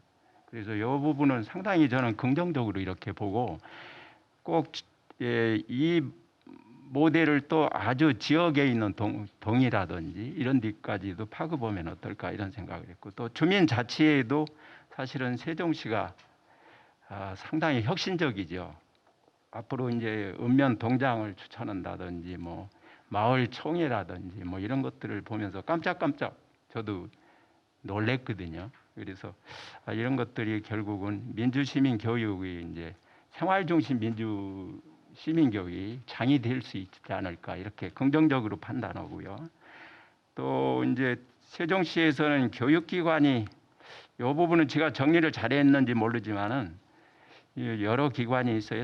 요즘에 최근에 사회경제공동체센터도 있고 여기 이제 인재교육원도 있고 진흥원도 있고 뭐 세종시 도시재생지원센터 뭐 또 이런 데도 있고 또 도서관, 박물관 뭐 이런 데도 있는데 이 부분에 대해서 좀 열심히는 하고 있는데 나중에 얘기하지만 좀 체계성 부분이라든지 이렇게 이런 부분을 좀 통과할 수 있고 좀 정리돼야 할 부분은 없는지 이런 생각을 가졌습니다. 그리고 세종시 교육청에서는 민주시민 교육의 의지는 상당히 강해요. 뭐 그래서 2017년부터 말하자면 이렇게 교재도 만들고 뭐 또 조직도 민주시민교육과를 신설해 가지고 뭐 또 일선학교는 민주시민 교육부장까지 둬서 이렇게 실시를 하고 있는데 교육청의 의지만큼 일선학교에서는 그렇게 이루어지는지는 제가 점수를 많이 못 주고 있어요. 이 부분은 여러 원인이 있다고 이렇게 보고 있습니다. 이제 우리 학교가 아직 교사들이 그런 데에 대한 의식이 한계가 있고 또 어떤 학부모의 어떤 교육관도 또 문제가 있고 그것이 이제 학교 교육에 영향을 미치는 면 이런 것들이 있고 아직도 서로 오해가 아니에요. 민주시민 교육에 대한 학부모들의 오해 이런 부분도 있고 이래서 효과는 의지만큼 있는 것 같지는 않고요. 이제 앞으로 더욱 과제로 남겨둬야 할 부분이라고 이렇게 생각을 합니다. 그다음에 민관이 함께 추진한 세종 민주시민교육은 이제 우리 시민단체의 부분인데 이 부분은 열심히는 YMCA니 뭐 세종여성이니 뭐 나름대로 열심히들 노력은 하는데 이 부분에 대해서도 역시 좀 네트워크화라든지 또 서로 이렇게 어떤 전문화라든지 이런 부분에 대해서 같이 고민하는 이런 장이 좀 부족하지 않은가 이렇게 생각을 해봤고요. 그러면 오늘 그 중요한 세종시 사회적 자본 구축을 위한 민주시민교육 방향성 탐색에 대해서 저는 아까 발표자도 말씀했지만은 이 배가 잘 가려면은 배가 궁극적인 목표인 목표 지정과 또 항해를 하다 보면 그 바로 앞에도 잘 보여야 하거든요. 이 두 가지를 어떻게 조화를 시켜서 민주시민교육이 잘 갈 수가 있겠는가. 이 세종시에서도 그런 부분이 이제 고민 지점이라고 이렇게 보고요. 항상 그래서 근거리만 보고 프로그램이라든지 어떤 교육을 해도 안 되고 목표를 또 항상 큰 목표를 바라보면서 이렇게 두 개를 같이 바라보면서 가야 하는 거 아닌가 이런 생각합니다. 그래서 우리 방향성에서 첫째는 오늘 이 자리도 많이 참석을 안 했지만 시민들은 잘 몰라요. 그래서 민주시민 교육에 대해서 대대적인 이런 홍보 활동을 좀 강화시켜야겠다 이런 생각을 많이 했고요. 또 뭐 지금 있는 기존 틀을 가지고 더 이제 저변을 확대할 필요도 있겠죠. 도서관이라든지 동아리라든지 뭐 또 지금 이렇게 각 기관에서 실시하는 부분이 있는데 되게 참여하는 사람이 또 참여하는 경우도 있고 너무 중복돼서 그 역량의 한계가 있거든요. 그래서 이걸 저변을 어떻게 확대할 건가 이 확대하는 부분에 대해서 고민을 많이 해야겠다 이런 생각을 합니다. 또 정치 주체로서 역량을 이제 강화시켜서 그런 또 활동가를 발굴하는 거 이런 것들이 또 필요하고요. 또는 저는 민주시민교육 지원센터가 꼭 지원센터는 아니더라도 세종시도 좀 통과를 해가지고 체계적으로 이렇게 민주시민교육을 갈 수 있는 이런 기관이 중간 조직이었건 어떤 기관이 있어야지 않느냐 이런 생각을 해봤습니다. 그래서 그런 부분을 뒷받침하기 위해서 조례 개정이 필요하고 아까 그 뭐 경기도 지역화 모델도 말씀해 주셨는데 우리도 이제 그런 모델들을 좀 더 연구를 해봐야 할 거 아닌가 이런 생각을 했습니다. 그리고 마지막으로 이제 세종시민단체의 민주시민교육 방향에 대해서는 제가 조금 더 추가를 했습니다. 왜 책자에 없는데 우리 민주시민교육이 존재 양식은 사실은 이제 민주시민교육이 실천 양식이 될 수 있거든요. 그런 측면에서 우리 민주시민단체가 민주시민교육의 중요성을 정말 실감해야 한다. 그리고 그 부분에 대해서 굉장히 중점을 둬야 한다 이런 생각을 가지고 있습니다. 그래서 그런 쪽을 생각을 가지면서 아까도 말씀드렸지만 네트워크 활동이라든지 또 결합과 연합의 이런 자세를 좀 갖고요. 또 아까 말씀했지만 진보와 보수가 함께 풀어나가는 이런 그 민주시민 교육의 방향성도 한번 탐색을 많이 해봐야겠다 이런 생각을 가지고 있습니다. 그래서 이 세종의 민주시민 교육은 이제 사회적 자본 구축을 위한 이런 방향성을 좀 몇 가지 제시를 해봤는데요. 이제 이거 이외에도 이제 제가 그 동아리 같은 데에서도 얼마든지 이렇게 소모임의 지원 활동이라든지 이런 것도 좀 많이 했으면 어떨까 이런 생각을.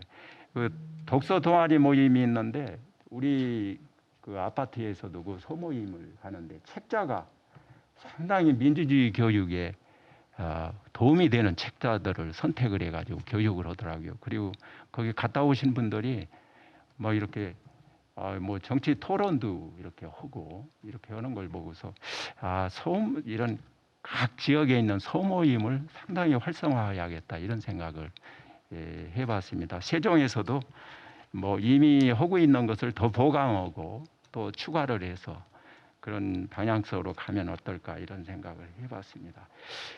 마무리는요. 세종시는 오히려 관에서는 굉장히 긍정적인 이런 틀과 방향성을 가지고 있는데 오히려 시민단체가 오히려 아직 이렇게 좀 부족한 면이 있지 않은가. 어떤 단체는 열심히 하는가 하면은 아직 관심이 없는 단체도 있고 네트워크화가 안 된 게 아닌가 이런 생각도 좀 해보고 그럽니다. 또 분절되어 있는 측면도 있고요. 그런 것들이 잘 극복되면은 세종시가 앞으로 민주시민 교육에 전국적으로 모범적인 도시로 갈 수 있겠다 이런 생각을 하면서 토론의 발제를 마치겠습니다. 감사합니다. 네, 주제가 사회적 자본이라는 말이 들어가서 부담이 되셨던 것 같은데 뭐 아무래도 도농, 원도심, 신도심 그 세종이 굉장히 복합 도시여서 그 우리 가명현 선생님 맨 앞에 뭐 수합 분석이라고 그러죠. 뭐 강점, 약점 이런 요소들을 좀 분석을 좀 해주셨는데 역시 뭐 인적 자원이 풍부하다는 것하고 갈등의 사회적 갈등 소지가 굉장히 높다. 뭐 이런 부분에서 그대로 도시의 형태 초기 도시가 어떻게 형성이 되어야 되느냐 거기서 이제 신뢰와 네트워킹이 어떻게 쌓여갈 수 있느냐에 대한 많은 이야기들을 주셨던 것 같고요.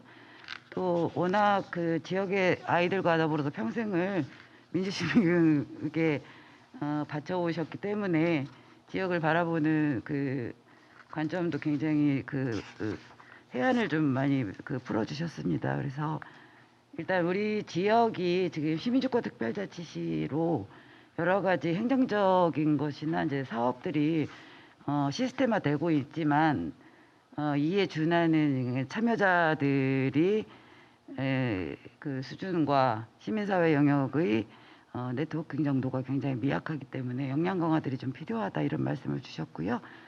그래서 올바른 거버넌스를 위한 그 과제, 그다음에 사회적 자본을 위한 초기 도시의 신뢰 형성과 네트워크 형성이 굉장히 중요하다는 말씀으로 정리해 주셨고 여기에 구체적인 내용들이 굉장히 많습니다. 그래서 우리 박성우 위원장님이 제시해 준 내용과 가명현 선생님이 해준 내용을 합하면 이후에 우리가 활동 방향을 정하는데 커다란 그 지표가 될 수 있을 것 같습니다. 감사드리고요. 두 번째로는 시간이 많지 않아서 저희 지역에 시청자 미디어 센터가 개관을 했습니다. 그래서 센터장님이 우리 팀장님이 가장 우수한 인재라고 소개를 하시면서 이제 참여를 해주셨는데요. 원고를 제가 읽어봤는데 정말 글 너무 잘 쓰시는 것 같아요. 글도 잘 쓰시고 말씀도 잘할 것 같은데 아주 간단한 자기소개와 토론 부탁드리겠습니다.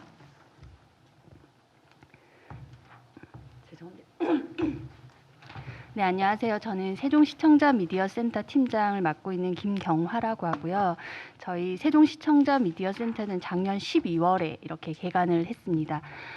이번 그 토론 제의를 받으면서 그 민주시민 영역의 다양한 영역 중에 왜 미디어를 택하셨을까라고 생각해 봤을 때 잘 해서라기보다는 오히려 요새 미디어로 인해서 문제가 많이 지적되고 그리고 그만큼의 어떤 영향력과 폐해를 좀 사회 전반적으로 인식을 하고 계셔서 약간 그 부분에 대한 좀 민주시민들의 역량 강화 이런 차원에서 저한테 요청이 들어온 게 아닐까라는 생각을 하면서 준비를 했고요.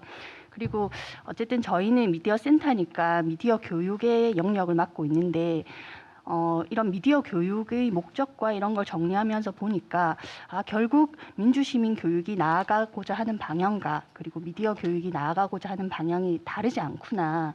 그리고 제가 세종시에 와서 이렇게 그 시민들을 대상으로 한 각 교육기관들을 보면서 이렇게 교육 프로그램들이 다양하고 다채롭고 많이 이렇게 풍부하게 제공되는 곳이 많지 않은데 어쩌면 이 각 교육기관별로 이렇게 서로가 어떤 프로그램들을 진행하고 있는지 그리고 이제 아까도 뭐 가명한 대표님이 말씀하셨지만 이 프로그램에 참여한 사람이 또 이 프로그램에 참여하고 하는 식으로 약간 좀 경쟁적으로 이런 교육 프로그램들이 개설되고 있는 현실일 수도 있겠다라는 생각을 좀 돌아보게 됐고요. 그래서 이런 각 교육기관끼리의 어떤 네트워크나 교육 협력망을 좀 구축을 해서 어떤 프로그램들을 진행하고 있는지 그리고 서로 연계하거나 협력할 부분은 없는지 그리고 좀 중복이 된다면 오히려 좀 그런 부분들을 조정해서 그런 자원들을 조금 효율적으로 좀 관리해 나가는 방향으로 하는 게 어떨지 이런 생각이 들었고요.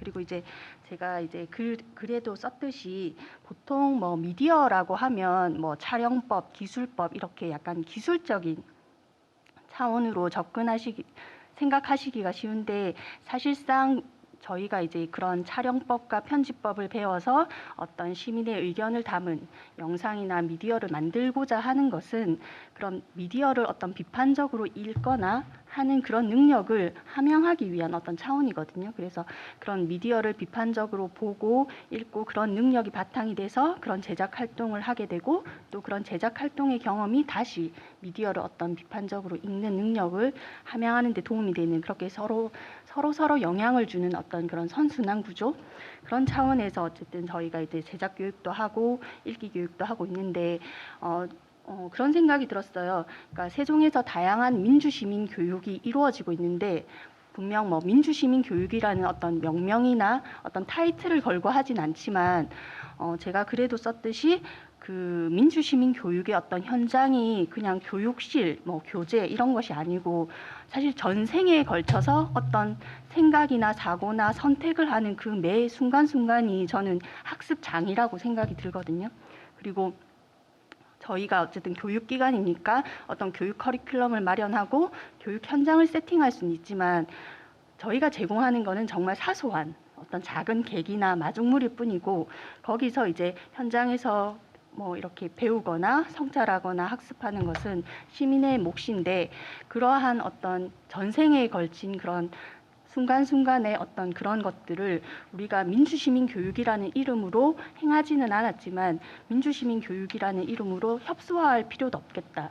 그래서 지금 이루어지고 있는 다양한 교육 중에서 민주시민 교육이라는 이름으로 포괄할 수 있는 부분을 이제 조사를 해서 우리가 이렇게 세종시라는 영역 안에서 민주시민 교육의 이름으로 많은 교육을 하고 있다라는 것을 좀 인식할 필요가 있을 것 같고 또 제가 이번 토론을 준비하면서 우리 센터의 직원들은 혹은 여기 다양한 그런 교육기관의 직원들은 담당자들은 본인이 이렇게 준비하고 기획하고 있는 것이 민주시민 교육의 일환일 수 있다라는 생각을 하고 준비를 할까라는 반성을 하게 되더라고요. 그래서 약간 그런 기관 간 협의체도 필요하지만 약간 기관의 어떤 그런 기획이나 교육을 담당하는 직원들도 내가 민주시민 교육의 어떤 중요하진 않지만 어쨌든 사소하더라도 작은 축을 담당하고 있는 그런 사람이구나라는 그런 생각을 갖고 좀 임한다면 약간 좀 이런 문화나 분위기가 좀 더 풍성해지지 않을까라는 생각을 하게 됐습니다. 그리고 정정미 대표님께서 아까 그런 시민들이 단순히 민주시민 교육의 소비자로만 머물러서는 안 된다라고 말씀을 하셨듯이 그 미디어 리터러시 영역 안에서는 시민이 단순히 어떤 미디어의 소비자, 이용 그런 시청자에 머무르는 것이 아니라 또 생산자로 거듭나서 본인의 의견을 좀 표명하고 그거를 모아내야 된다라는 차원으로 하고 있고요. 그래서 아까 제가 뭐 민주시민 교육이 나아갈 방향과 미디어 리터러시 교육이 나아가야 할 방향이 다르지 않다라고 말씀을 드렸던 건 결국 민주시민의 어떤 기본 덕목이 소통, 참여 이런 말씀 많이 하시잖아요. 그것이 결국 미디어 리터러시 교육의 어떤 방향이나 목적이라는 생각이 들었거든요. 그래서 뭐 시민사회에 참여하고 어떻게 여론을 형성할 것인가 그리고 어떻게 우리 사회를 건강하게 이렇게 할 것인가라는 영역이 저는 미디어 영역 안에 있다라고 생각을 했고요. 그래서 이제 단순히 이제 미디어 교육뿐만 아니라 다양한 그런 영역에서 이루어지고 있는 그런 시민 대상의 교육들이 다 그런 면들이 다 있다라는 생각이 들었고요. 그래서 저희 센터로 이렇게 한정을 짓자면 약간 민주시민 교육의 영역 안에 할 수 있는 교육들이 이제 미디어 모니터링 교육, 그리고 비평 교육, 그리고 최근에는 약간 팩트 체크 교육 이런 것들도 많이 하고요. 그리고 뭐 뉴스 제작이라든지 그리고 요새는 지역 문제 해결을 위한 그런 공익적 콘텐츠 제작 이런 것들도 진행을 하고 있습니다. 그리고 이제 공동체 활성화를 위해서 마을 미디어 육성이나 교육이나 지원 사업들을 하고 있고요. 그리고 최근에 이제 지역의 어떤 소식을 전하는 크리에이터 양성 발굴 사업도 진행을 하고 있습니다. 그래서 저는 이번 토론회에 이렇게 참석하게 된 게 하나의 어떤 제가 사업을 진행하면서 혹은 센터에서 일을 하면서 약간 돌아볼 수 있는 환기할 수 있는 기회를 갖게 된 것 같아서 좋았고 그걸 계기로 해서 약간 이렇게 지역에 있는 그런 교육을 담당하는 그런 기관 간의 어떤 네트워크나 그런 협의체를 한번 구성해 보면 어떨까라는 생각을 하게 되었거든요. 그래서 인재육성 평생교육진흥원에서도 그런 고민을 같이 시작을 해봐 주시면 좋을 것 같다라는 생각이 들었습니다. 마치겠습니다. 네, 간략하게 잘 정리해 주셨는데요. 원택 시대에 민주주의가 퇴보하지 않을까라고 우려를 하는 분들이 많이 있더라고요, 전문가들이. 그래서 우리가 얼굴을 맞대고 의사소통을 할 수 없고 네트워킹이 불가능한 시대에 민주주의를 지키고 발전시키는 방향에 대해서 미디어들의 역할들이 굉장히 중요할 것 같고요. 그다음에 지금 뭐 우리가 문맹률은 2%인데 문해력은 OECD 꼴찌라고 나오더라고요, 통계에. 그래서 정말 심각하구나 이게. 그래서 이제 지금 뭐 가짜뉴스라든지 뭐 세대 갈등의 문제라든지 이런 것들이 미디어 교육의 문해력과 굉장히 상관관계가 깊어 보이고, 지금 코로나19라는 이런 그 시대에 또한 그 미디어가 주요한 의사를 소통하고 결정하는 수단이 되었기 때문에 어떻게 그 기법들을 또 잘 살려서 해나가야 될지 과제가 많기 때문에 역할도 또 크다고 생각이 듭니다. 네. 우리가 계속 이야기했던 것처럼 이제 세 번째로는요, 사회적 합의. 보이테르바흐 협약을 늘 뭐 민주시민교육하면 얘기를 하는데, 작은아마 저희 전국 민주시민교육 네트워크가 좀 만들어지고 하면서 지역별로 이런 시도들을 뭐 2년에 걸쳐서 해봤습니다. 해봤고, 이 일을 저희가 18개 단체가 지금 민주시민교육 네트워크로 이제 구성이 돼 있는데, YMCA에서 그 사회적 합의는 늘 맡아서 2년간 해와서 세종시에서 사회적 합의 방안에 관한 그 이야기들을 경험과 방향에 대해서 잠깐 이주봉 총장님 통해서 들어보도록 하겠습니다. 이주봉 총장님 말씀 부탁드립니다. 안녕하세요. 세종 YMCA 이주봉 사무총장입니다. 저도 이 토론 의뢰를 받는 순간 한 2년여간 그 실무를 했던 사회적 합의가 많이 부족했구나 이런 반성을 좀 하면서 좀 내용을 한번 되짚어 봤습니다. 지난 한 2년간 진보와 보수라는 어울림, 진보와 보수의 어울림, 그다음 국민운동 3단체와 일반 시민단체의 어울림이 전제가 되는 그 공론장, 사회적 합의 공론장 토론장을 그 주제로 내용으로 하는 그 진행이 있었습니다. 그 진행의 실무를 좀 맡았었고요. 그러다 오늘 그 세종시에서 민주시민교육 사회적 합의 방안이라는 그 토론 주제를 받고 좀 고민을 잠깐 좀 했었습니다. 지금 발제 내용과 지금 토론자분들 내용 잘 들으면서 계속 여러 가지 좀 생각이 드는데요. 일단 어쨌든 세종시는 그 2010년도에 특별법으로 공포되어서 2021년에 출발해서 지금 시민주권 특별자치시 세종으로 마을마다 세종이 있다. 마을 일은 시민이 결정한다. 시민주도, 시민참여, 시민중심이 일상화되는 시민주권 특별자치시 세종이라는 슬로건이 홈페이지 맨 앞에 떠 있습니다. 전국 최초로 선보인 시민주권회의를 통해 참여와 자치의 민주시민 교육이 실현되고 있다고 보면 될 것 같습니다. 어쨌든 한 3분의 2의 그 지금 완성을 했고 남은 3분의 1의 완성을 위해서 또다시 시민들의 참여가 굉장히 필요한 시기라고 보여집니다.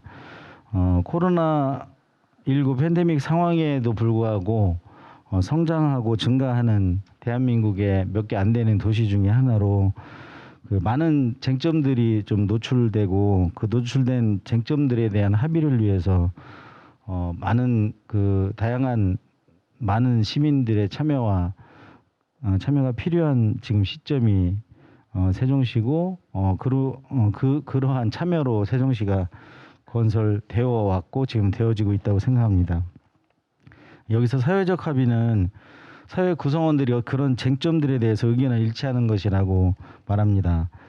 소통이 원활하고 공동체적 중심의 사회에서 보다 원활하게 이루어진다고 봅니다. 그 세종특별자치시는 그 행정중심 복합도시라는 새로 건설되는 도시로서 기존의 읍면 지역과 성장의 차이가 상당한 격차가 지금 있는 게 현실입니다. 기존 지역 주민과 타 지역에서 이주한 시민들과의 차이 등도 현저하게 잠재되어 있고, 따라서 사안에 따른 이해의 편차가 상당히 커서 시민들의 참여와 적극적인 소통이 필요하고, 이러한 과정에 민주시민으로 성장해 왔고 현재도 성장하고 있다고 봅니다. 그동안의 사회적 합의는 그 작은 지역, 조그마한 공동체라는 그 마을이라는 곳에서 아마 비롯되었다고 생각합니다. 마을 주민들과의 마을 이야기를 하고 마을의 문제를 파악하고 그 문제를 해결하고 해소하기 위해서 방안을 이야기하고, 그리고 나서야 비로소 합의를 이뤄서 마을을 변화하는 작업을 했다고 봅니다. 그 후로도 일정 기간은 모든 문제 해결을 이 공론장을 통해서 사회적 합의의 결과로 해결하고자 하였고, 이에 따라 사회적 합의를 시간이 흐름에 따라서 실제보다는 아주 형식적 사회적 합의로 변질된 일부의 내용들도 있었다고 봅니다. 그에 따라 거기에 참여했거나 또는 그 옆을 지켜보던 그 많은 시민들의 마음에는 상처를 남긴 결과도 일부는 있었다고 봅니다. 그 민주시민교육을 포장한 일부의 그 사회적 합의, 공론장 운영, 원탁회의 등이 그 실제로의 사회 구성원보다는 어쩌면 그 형식적인 구성원들의 참여와 그 형식적 의제 그리고 형식적 과정의 전개에 지나지 않았던 아주 일부였겠지만 그러한 것들이 지금 좀 반성이 되게 하는 시점이라고 보여집니다. 마을을 이야기하고 민주시민교육을 논하고 평화와 통일을 외치는 사회적 합의를 위한 공론장에 참여한 구성원들이 정말 그 적절하게 참여했는지, 그리고 그 공론장에서의 합의는 제대로 된 것인지, 그 이루어진 합의는 어떻게 실행됐는지, 그리고 그 실행에 따른 결과는 어땠는지 궁금함을 좀 갖게 하기도 합니다. 이제는 그 한 10년을 더 완성해야 하는 세종시에서 그 새로운 모습으로 그 잘 완성된 모습으로 대한민국 내 또 나아가서는 세계에 비춰져야 되는 그 도시로서 이러한 시점에 세종에서의 민주시민교육 사회적 합의 방안에 한 몇 가지 이미 주어진 그런 과제였겠지만 다시 한번 그 방안을 좀 제시하고자 합니다. 첫 번째로는 그런 사회적 합의에 참여하는 참여자가 각계각층이 아주 다양했으면 좋겠다. 내용은 청년이 참여하고 청소년이 참여해야 되는데 그들이 안 보이는 그런 공론장. 그리고 좀 더 바닥부터 조사하고 확인해서 실제 의제를 도출했으면 좋겠다. 세 번째는 합의가 좀 이루어질 때까지 정해진 시간과 정해진 횟수가 아니라 그게 이루어질 때까지 토론을 하고 또 합의를 이뤄내고 했으면 좋겠다. 네 번째로는 그 얻어진 합의가 어떤 것이든 간에 그 합의는 실행이 뒷받침되어야 한다. 마지막으로는 실행에 대한 결과물이 나오고 이 결과물은 피드백으로 다시 한번 순환됐으면 좋겠다라고 제안을 드립니다. 이러한 내용들이 좀 실제적으로 잘 이루어졌을 때 세종시가 민주시민교육의 사회적 합의를 좀 이루었다고 하지 않을까 좀 조심스럽게 말씀드려봅니다. 이상입니다.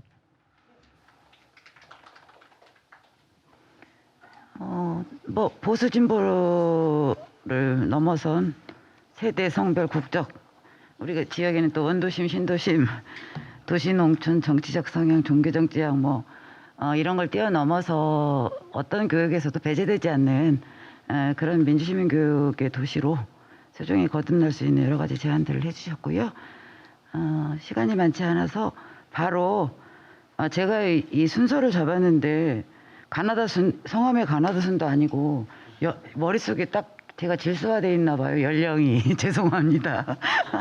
제일 젊은 순서로 했어야 되는 것 같은데 어쨌든 저희한테는 민주시민교육에 최근에 합류를 했습니다. 청년희망 팩토리가. 그래서 다음 세대의 희망을 찾고 있는데요. 우리 강기훈 대표님이 다음 세대가 생각하는 세종시 민주시민교육에 대해서 토론을 해주시도록 하겠습니다. 네, 우선 그 시민이 바라본 세종시 민주시민 교육에 또 청년들의 목소리를 낼 수 있게 해주시면 너무 감사드립니다. 그 청년 하면 참 떠오르는 게 뭐 불과 5년 전만 해도 되게 밝은 이미지가 많았어요. 근데 지금 청년 하면 많은 미디어에서도 그렇고 정말 많은 곳에서 부정적이거나 혹은 좀 어두운 면이 많이 나오는 것 같습니다. 이런 다음 사회에 또 주역이 돼야 될 다음 세대들에게 좀 희망이 될 수 있는 것들을 사회적으로 국가적으로 고민하듯이 청년 세대도 그 당사자들부터 또 희망을 같이 만들어 가야 된다고 생각하고 활동하고 있고요. 그 유행어가 돼버린 그 90년대생에 또 속하는 나이인데 그 참 90년대생들이 이런 사회 참여에 있어서 어떻게 해야 더 할 수 있을까에 대한 고민을 좀 이번 기회에 더 해볼 수 있게 되었고 그걸 주제로 좀 준비를 해보았습니다. 그 2020년 8월에 그 청년기본법이 시행됐습니다. 그래서 그 정치, 경제, 사회, 문화 등의 이제 모든 영역에 청년들도 권리와 책임을 행사할 수 있게 되었는데요. 근데 이제 이에 따른 뭐 청년 실태 조사나 혹은 정책 연구 그리고 청년이 참여할 수 있는 정책 조정위원회 등 다양한 이제 국가적 움직임이 시작되었습니다. 그러나 그와 동시에 화두에 오른 것이 앞서 이제 그 토론 내용에도 나왔던 것처럼 그 정작 청년층의 참여율이 좀 저조하다라는 것입니다. 이는 세종특별자치시도 동일한 실정입니다. 그 조례에 따른 위원회별 청년 위원 비율이나 세종 청년 정책 네트워크와 같이 의견 수렴의 환경이 마련되고 있으나 뭐 진행 시간대 혹은 그 의견 수렴 사례의 부재 등 관주도로 인한 문제점뿐만 아니라 그 가장 중요한 청년층의 참여율이 저조한 실정입니다. 뭐 다양한 이유들이 이제 거론되긴 또 있지만 결국에는 청년들 개인의 노력에서부터 또 사회적 문제 해결까지 넓은 범위에서의 변화들이 필요하다고 생각합니다. 그중 민주시민 교육을 통해서 그 다음 세대가 그 적극적인 사회 참여가 가능한 시민 주권 특별자치시 세종을 만들어 가는데 또 조금이나마 보탬이 되었으면 좋겠습니다. 그 아마 계신 분들 그 20살이 되던 해를 기억하시는지 모르겠습니다. 그 아마 떠올려 보면 다양한 모습들이 있을 텐데요. 저한테도 20살이 되던 해는 좀 특별했습니다. 왜냐면 그 모든 대한민국 많은 청소년 때 그랬겠지만 대학 가서 하고 싶은 거 하라라는 말이 저한테는 정말 하나의 큰 문장이었거든요. 그래서 드디어 이제 대학을 간다라고 하는 해방감도 있었고 그 학창 시절에 그 저에게 대학에 대한 로망을 주었던 문장이 있었는데요. 그게 대학은 인류가 이뤄야 할 가장 이상적인 유토피아를 선취하는 서우주다라는 문장이 있습니다. 그래서 이러한 문장을 보고 10대 시절을 좀 버텼었습니다. 그래서 대학을 가면 뭐 열띤 토론 그리고 사회 참여가 이루어지고 배운 것을 사회에 적용해 볼 수 있고 또 각양각색 완전 다른 삶을 살아온 사람들이 서로 얽히고 설켜서 살아갈 수 있는 곳이라고 생각했습니다. 네, 그런데 참 아쉽게도 실제 대학 생활은 좀 많이 달랐습니다.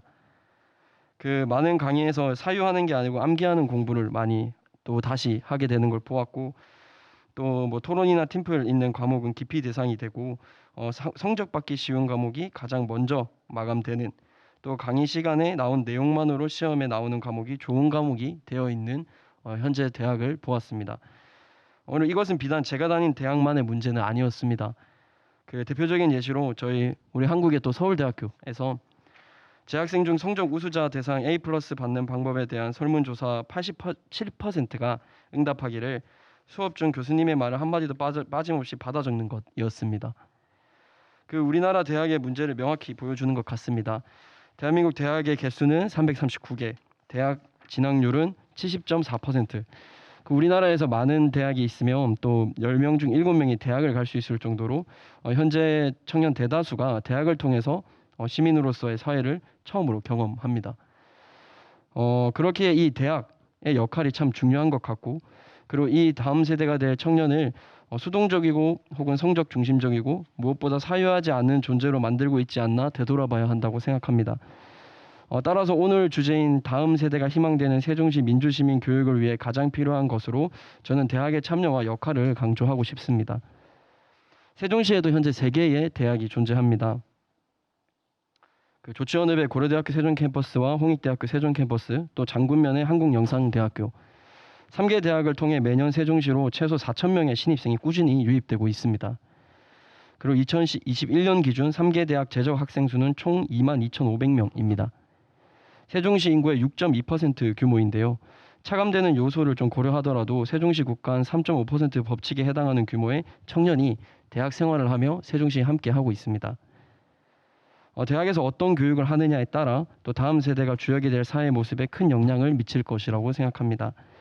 대학의 본질을 되찾고 또 시민주권 특별자치시다운 세종시가 되는 것에 일조하기 위해서 세종시 민주시민 교육에도 대학에서의 역할이 중요하다고 생각합니다.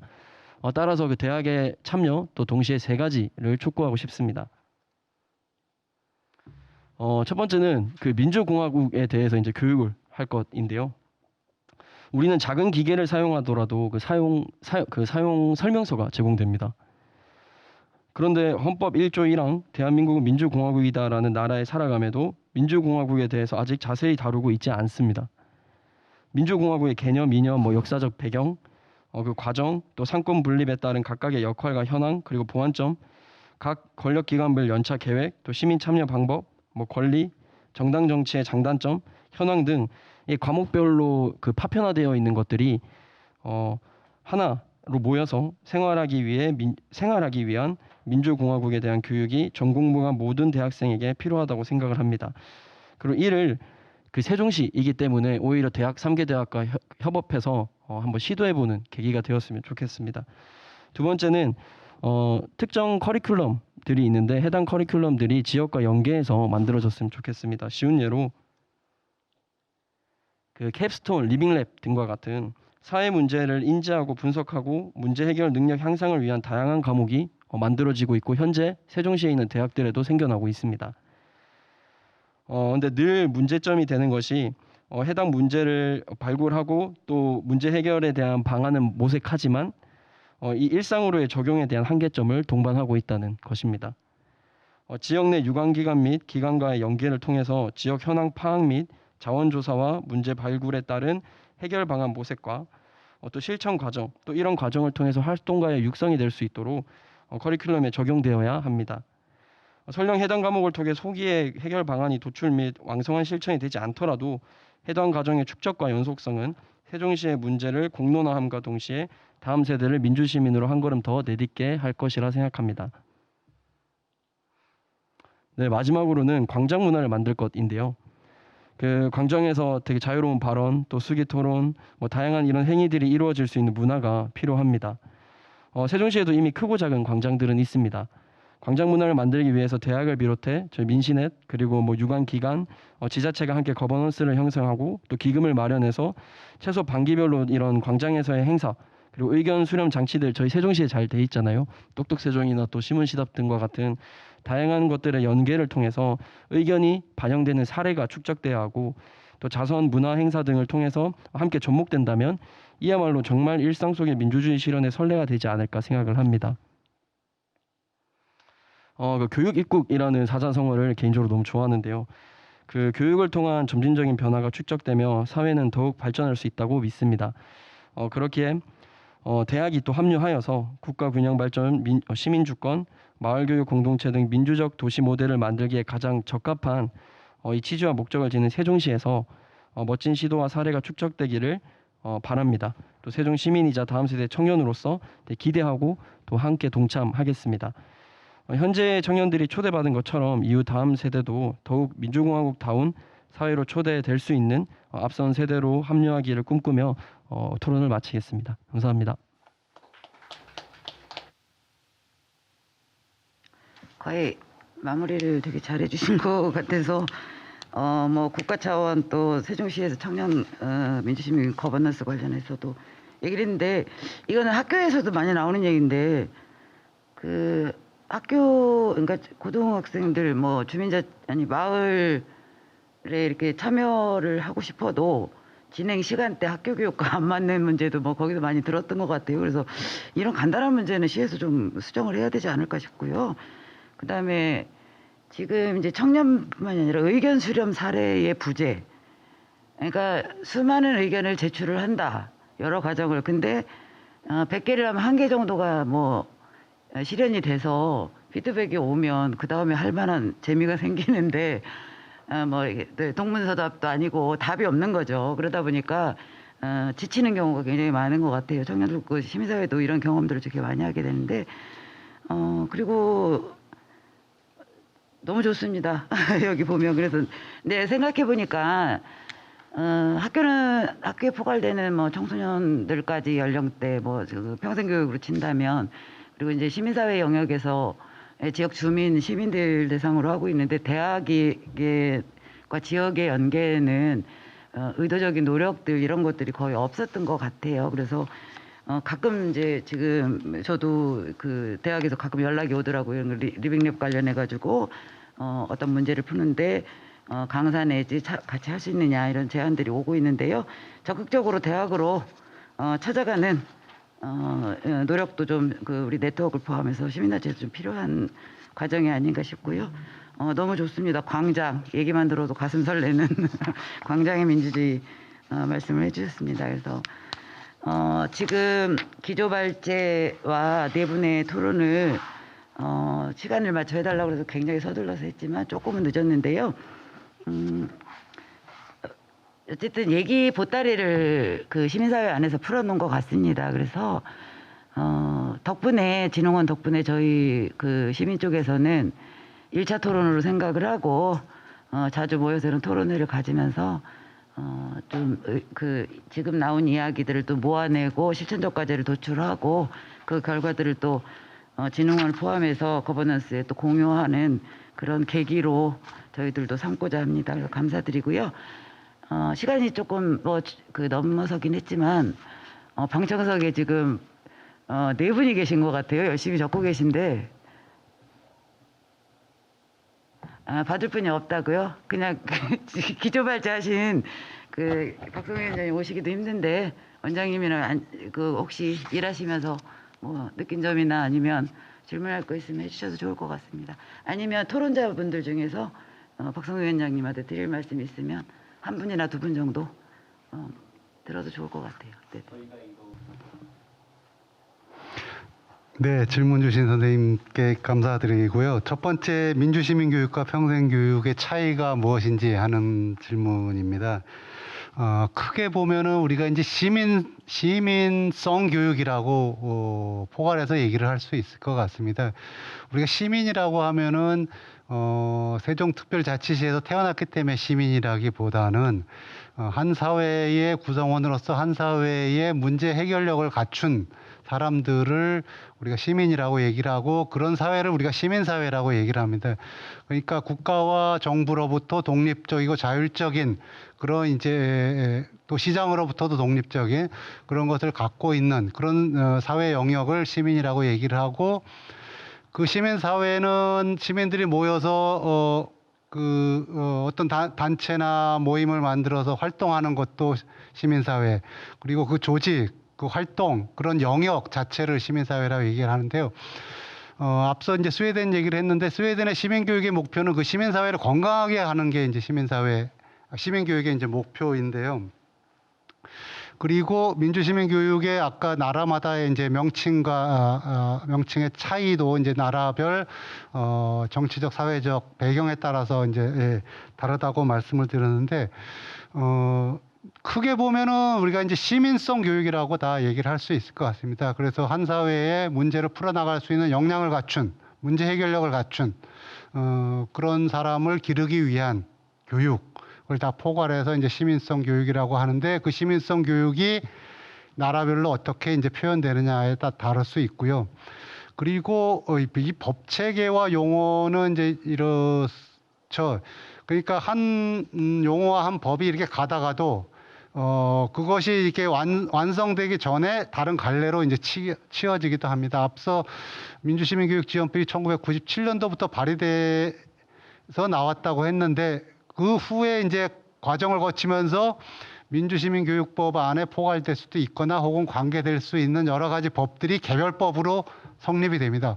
법교육지원법, 무슨 환경교육진흥법, 평생교육도 사실은 마찬가지죠. 평생교육도 법은 더 먼저 됐지만 2007년도 전면 개정할 당시에 이제 돼 있는데, 그래서 민주시민 교육과 평생교육에 관련점이 있다고 얘기를 할 수 있는 게 이제 앞서 그 박영선 원장님이 처음 개회하시면서 평생교육의 6대 영역 중에 시민참여 교육이 이제 민주시민 교육과 관련성이 있다고 얘기를 하는 거죠.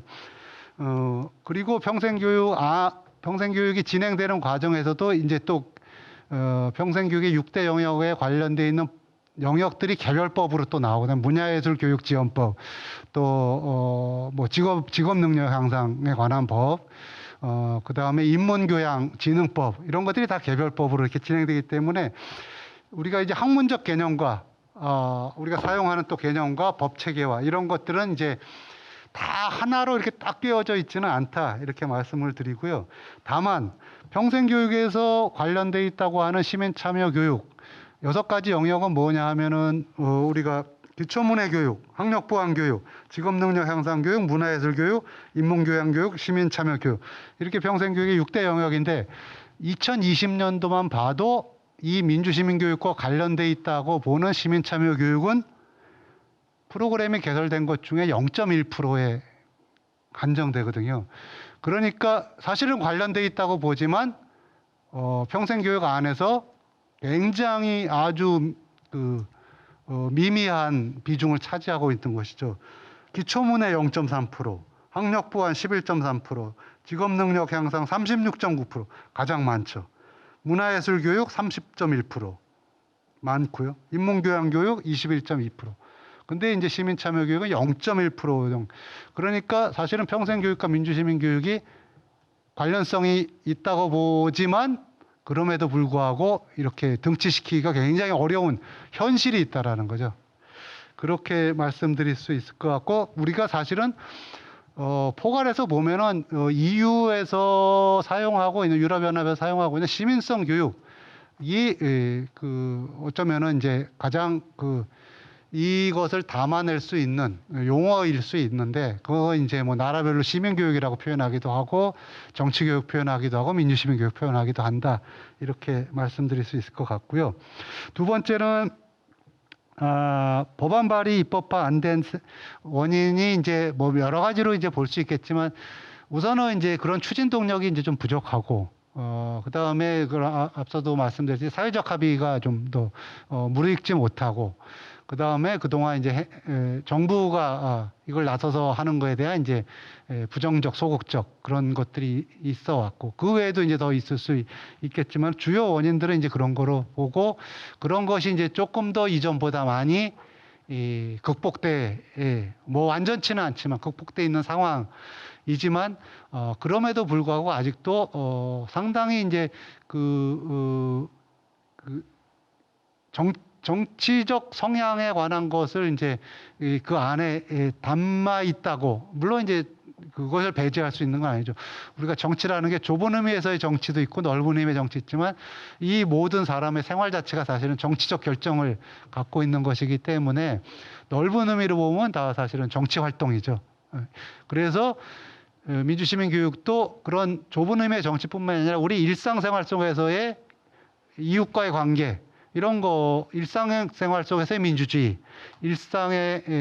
일상생활 속에서의 광장, 이런 것들이 이제 이루어져야 되는 것들이죠. 그래서 커다란 광장에서만 이루어지는 것이 아닌 우리 소규모 일상에서의 광장 속에서 민주적인, 저는 죄송합니다만 우리 강 대표님 말씀하셨는데, 민주시민 교육에서 청년들은 미래 세대가 아니죠. 청년들은 지금 세대죠. 지금의 주체고. 예. 예, 그거를 하자라는 게 이제 민주시민 교육인 거죠. 그러니까 마을 공동체 활동에서 마을에서는 마을 만들기를 하는데 거기에서는 가부장적 존재가 문화가 그대로 있고 나이에 따른 서열과 이게 구분이 명확하게 있고 그래서 나이 어르신 분이 마이크 한 번 잡으면은 그냥 30분, 40분 혼자 말씀하셔야 되고 그걸 다 들어야 되고 이런 거는 마을 만들기 운동은 진행되지만 민주시민 교육은 진행되는 게 아니죠. 마을 만들기 운동은 진행되지만 성평등 교육은 진행되지 않죠.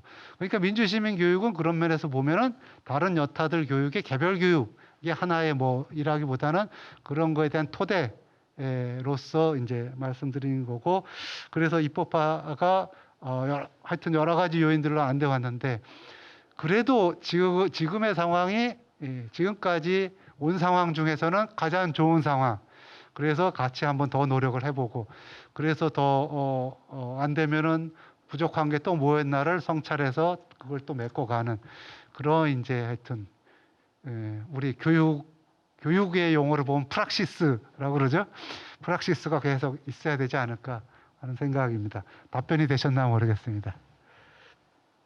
질문 학교 민주 시민 교육과 일반 시민 교육의 결합성에 대해서 질의해 주셔서 감사드리고요. 저는 전적으로 결합되고 연계하고 이렇게 또 시민도 적극 참여해야 한다. 이제 전제가 뭐냐면은 우리 교육의 폐쇄성이라고 볼 수가 있어요. 이제 우리 교육이 공공성을 얼마나 가지고 있느냐. 이런 것이 공공성이나 거기에서 이제 그 토대에 의해서 공공인간을 만들어내느냐. 이 부분에서 이제 고민 지점이 있다 보니까 폐쇄성으로 가는데 입시나 이런 거를 하다 보니까 이런 연계를 시민교육에 대한 연계하는데 한계성이 있는 거예요. 학교 자체가 그런 이제 가지고 있는데 사실은 세종교육청은 이걸 고민을 많이 했어요. 그래서 시민단체와 학부모와 이제 민주시민교육연구회를 같이 구성했거든요.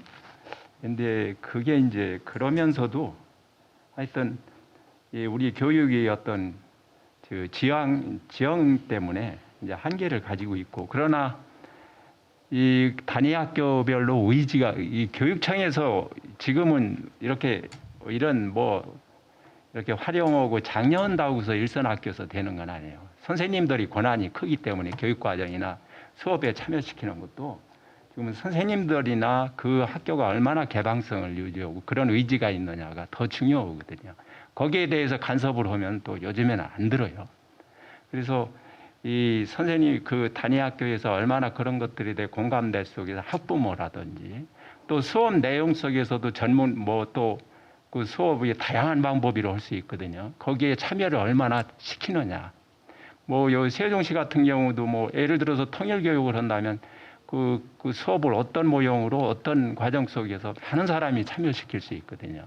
이제 그런 것들이 잘 되려면은 학교 체제도 상당히 민주시민 교육에 대해서 교사들이 더 수업에서 어떤 그 권한이 큰 만큼 그 개방성을 가지는 이런 체제가 잘 이루어진다면은 성과가 있겠죠. 그런데 일정 부분이 지금 한계가 있고 또 유엔에서나 세계 국가가 관심 있는 이런 지속 발전에 대한 주제들이 많잖아요.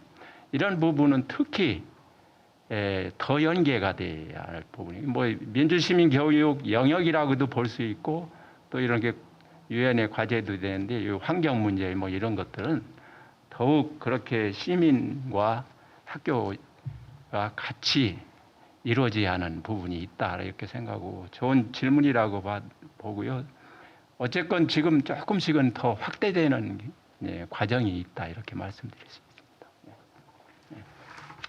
저는 시민성과 디지털 시민성이 그리 다르지 않다라고 생각을 해요. 물론 저희가 이제 상상하듯이 익명의 힘을 빌어 온라인에 이렇게 본성이 드러나는 약간 그런 이미지를 생각할 수 있지만 그런 일상생활의 시민성과 그런 미디어를 활용한 그래서 약간 온라인에 접속했을 때 나타나는 디지털 시민성이 그리 다르지 않다라고 생각을 하고 그런 차원에서 이제 사실 디지털 시민성이라는 이름이 붙었긴 했지만 시민성 교육과 관련된 혹은 함양과 관련된 여러 영역이 함께 고민해야 할 문제이고 그런 차원에서 이제 미디어 센터는 어떤 고민을 할 것인가가 될 것 같은데요. 한때는 이제 막 미디어 중독이라고 하면서 약간 그런 중독 예방 교육 이런 걸 많이 했어요. 그래서 스마트폰 멀리 해야 된다, 무조건 못하게 해야 된다라는 차원에서 이제는 그런 보호주의적 관점이 아니라 오히려 이거를 어떻게 활용하도록 만들어갈 것인가. 그래서 어떤 프로그램과 연계해서 이거를 왜냐하면 이제 미디어와 혹은 스마트폰과 같이 가야 할 세대라고 이제 인식이 전환이 되면서 그렇게 바뀌었는데 저도 약간 그런 이제 온라인 상에서 미디어 상에서 나타나는 폐해들이 문제기는 하지만 또 한편으로는 희망이라고 보는 게 약간 그 내에서의 자정작용도 있다라고 생각이 들거든요. 그러니까 가짜 뉴스라던가 이런 허위 정보들이 떠돌아다니는 게 약간 폐해처럼 크게 인식되긴 하지만 또 그런 정보들이 이거 사실관계가 잘못됐어, 이게 사실이래 하면서 또 시민들이 적극적으로 수정을 하면서 그렇게 자정작용을 거치는 걸 봤을 때 오히려 그렇다고 해서 저희가 뭐 디지털 시민성 함양을 위한 뭐 디지털 매너 교육 뭐 이런 거를 할 수는 없고 그런 전반적인 차원에서 어떤 시민성을 함양하고 그리고 많이 참여토록 하는 게 그래서 내가 미디어를 통해서든 아니면 뭐 오프라인을 통해서든 그런 어떤 시민 교육의 어떤 현장이나 아니면 교육이라는 이름이 안 붙었더라도 다양한 어떤 현장에 많이 참여토록 독려하는 게 저희 역할이지 않을까. 그래서 단순히 미디어 교육이라고 했을 때 아까 말씀드렸듯이 단순히 기술적으로 촬영을 잘하는 법, 편집을 잘하는 법을 가르치는 게 아니라 그런 촬영이나 편집을 할 때 어떤 주제로 그리고 어떠한 그런 시민성과 관련되는 뭐 다른 사람의 권리를 침해하진 않는지 그리고 어떠한 시민사회 혹은 우리 마을 공동체 그리고 그런 의견을 담아낼 건지를 고민토록 교육에서 그런 점을 좀 주력해야 될 것 같고 그러려고 한다면 저희 그 교육을 기획하는 기획자나 혹은 그 일선에서 강의를 하시는 강사 선생님들부터 약간 좀 그런 부분에 대한 좀 역량 강화가 좀 이루어져야 되지 않을까라는 생각이 들고 사실상 저희가 뭐 팩트체크 교육이니 미디어 비판 교육이니 이런 걸 개설을 해도 사실상 그런 촬영 편집 교육에 비해서 인기가 떨어지는 건 사실이에요. 그렇다 보니까 사실 아까 그 0. 몇 % 말씀하셨듯이 실질적으로 인기가 없다 보니까 폐강되기도 하고 개설이 많이 힘들긴 하지만 그렇다고 한다면 그렇게 인기가 높은 강의와 어떻게 접목을 시킬지 혹은 좀 더 사람들이 좀 어렵고 재미없어하는 이 주제를 조금 어떻게 좀 하면 좀 재미있고 좀 쉽게 다가갈 수 있게 할지가 저희로서는 진점이 될 것 같고 오늘 또 함께 고민해 주실 수 있는 동지를 만난 것 같아서 예, 오늘부터 고민을 또 시작해 보도록 하겠습니다. 네, 뭐 답변이 잘 됐으리라 믿고요. 아까도 말씀드렸지만 이런 자리를 만들어 주신 진흥원께 감사드리고 이거를 시작으로 시민사회 안에서 민주시민교육에 관한 세종시의 방향에 대해서 꾸준히 함께 고민하고 토론하는 자리 갖도록 하고요. 뭐 안내이기도 한데요. 아까 전국 민주시민교육 네트워크를 소개를 해드렸는데 세종에도 민주시민교육 네트워크가 구성이 되어 있습니다. 그래서 18개 기관단체가 같이 활동을 하고 있고 개인 회원도 지금 활동이 가능하고요. 저희가 원하신다면 소모임을 하는데 뭐 강사가 필요하다거나 자료가 필요하다든가 이런 것들도 좀 지원이 가능하고 그리고 그 관과 지금 거버넌스의 여러 가지 노력들을 하고 있기 때문에 관에 뭐 민주시민교육 관련한 건의사항이나 필요한 이야기들이 있으면 저희가 통로가 되어서 시민들과 잘 연결하는 역할을 하도록 하겠습니다. 오늘 감사드리고 지난번에 1차 관이라고 표현을 하죠. 그리고 저희는 이제 민간 이렇게 했고 다음 뭐 3부가 또 예상이 되는데 관하고 민간이 같이 또 토론을 통해서 세종시 민주시민교육에 관한 기반 조성의 초기 단계의 논의들을 또 잘 만들어낼 수 있을 것 같습니다. 다음 3차 토론회를 기대하고 오늘 토론회는 이상으로 마치도록 하겠습니다. 수고 많으셨습니다.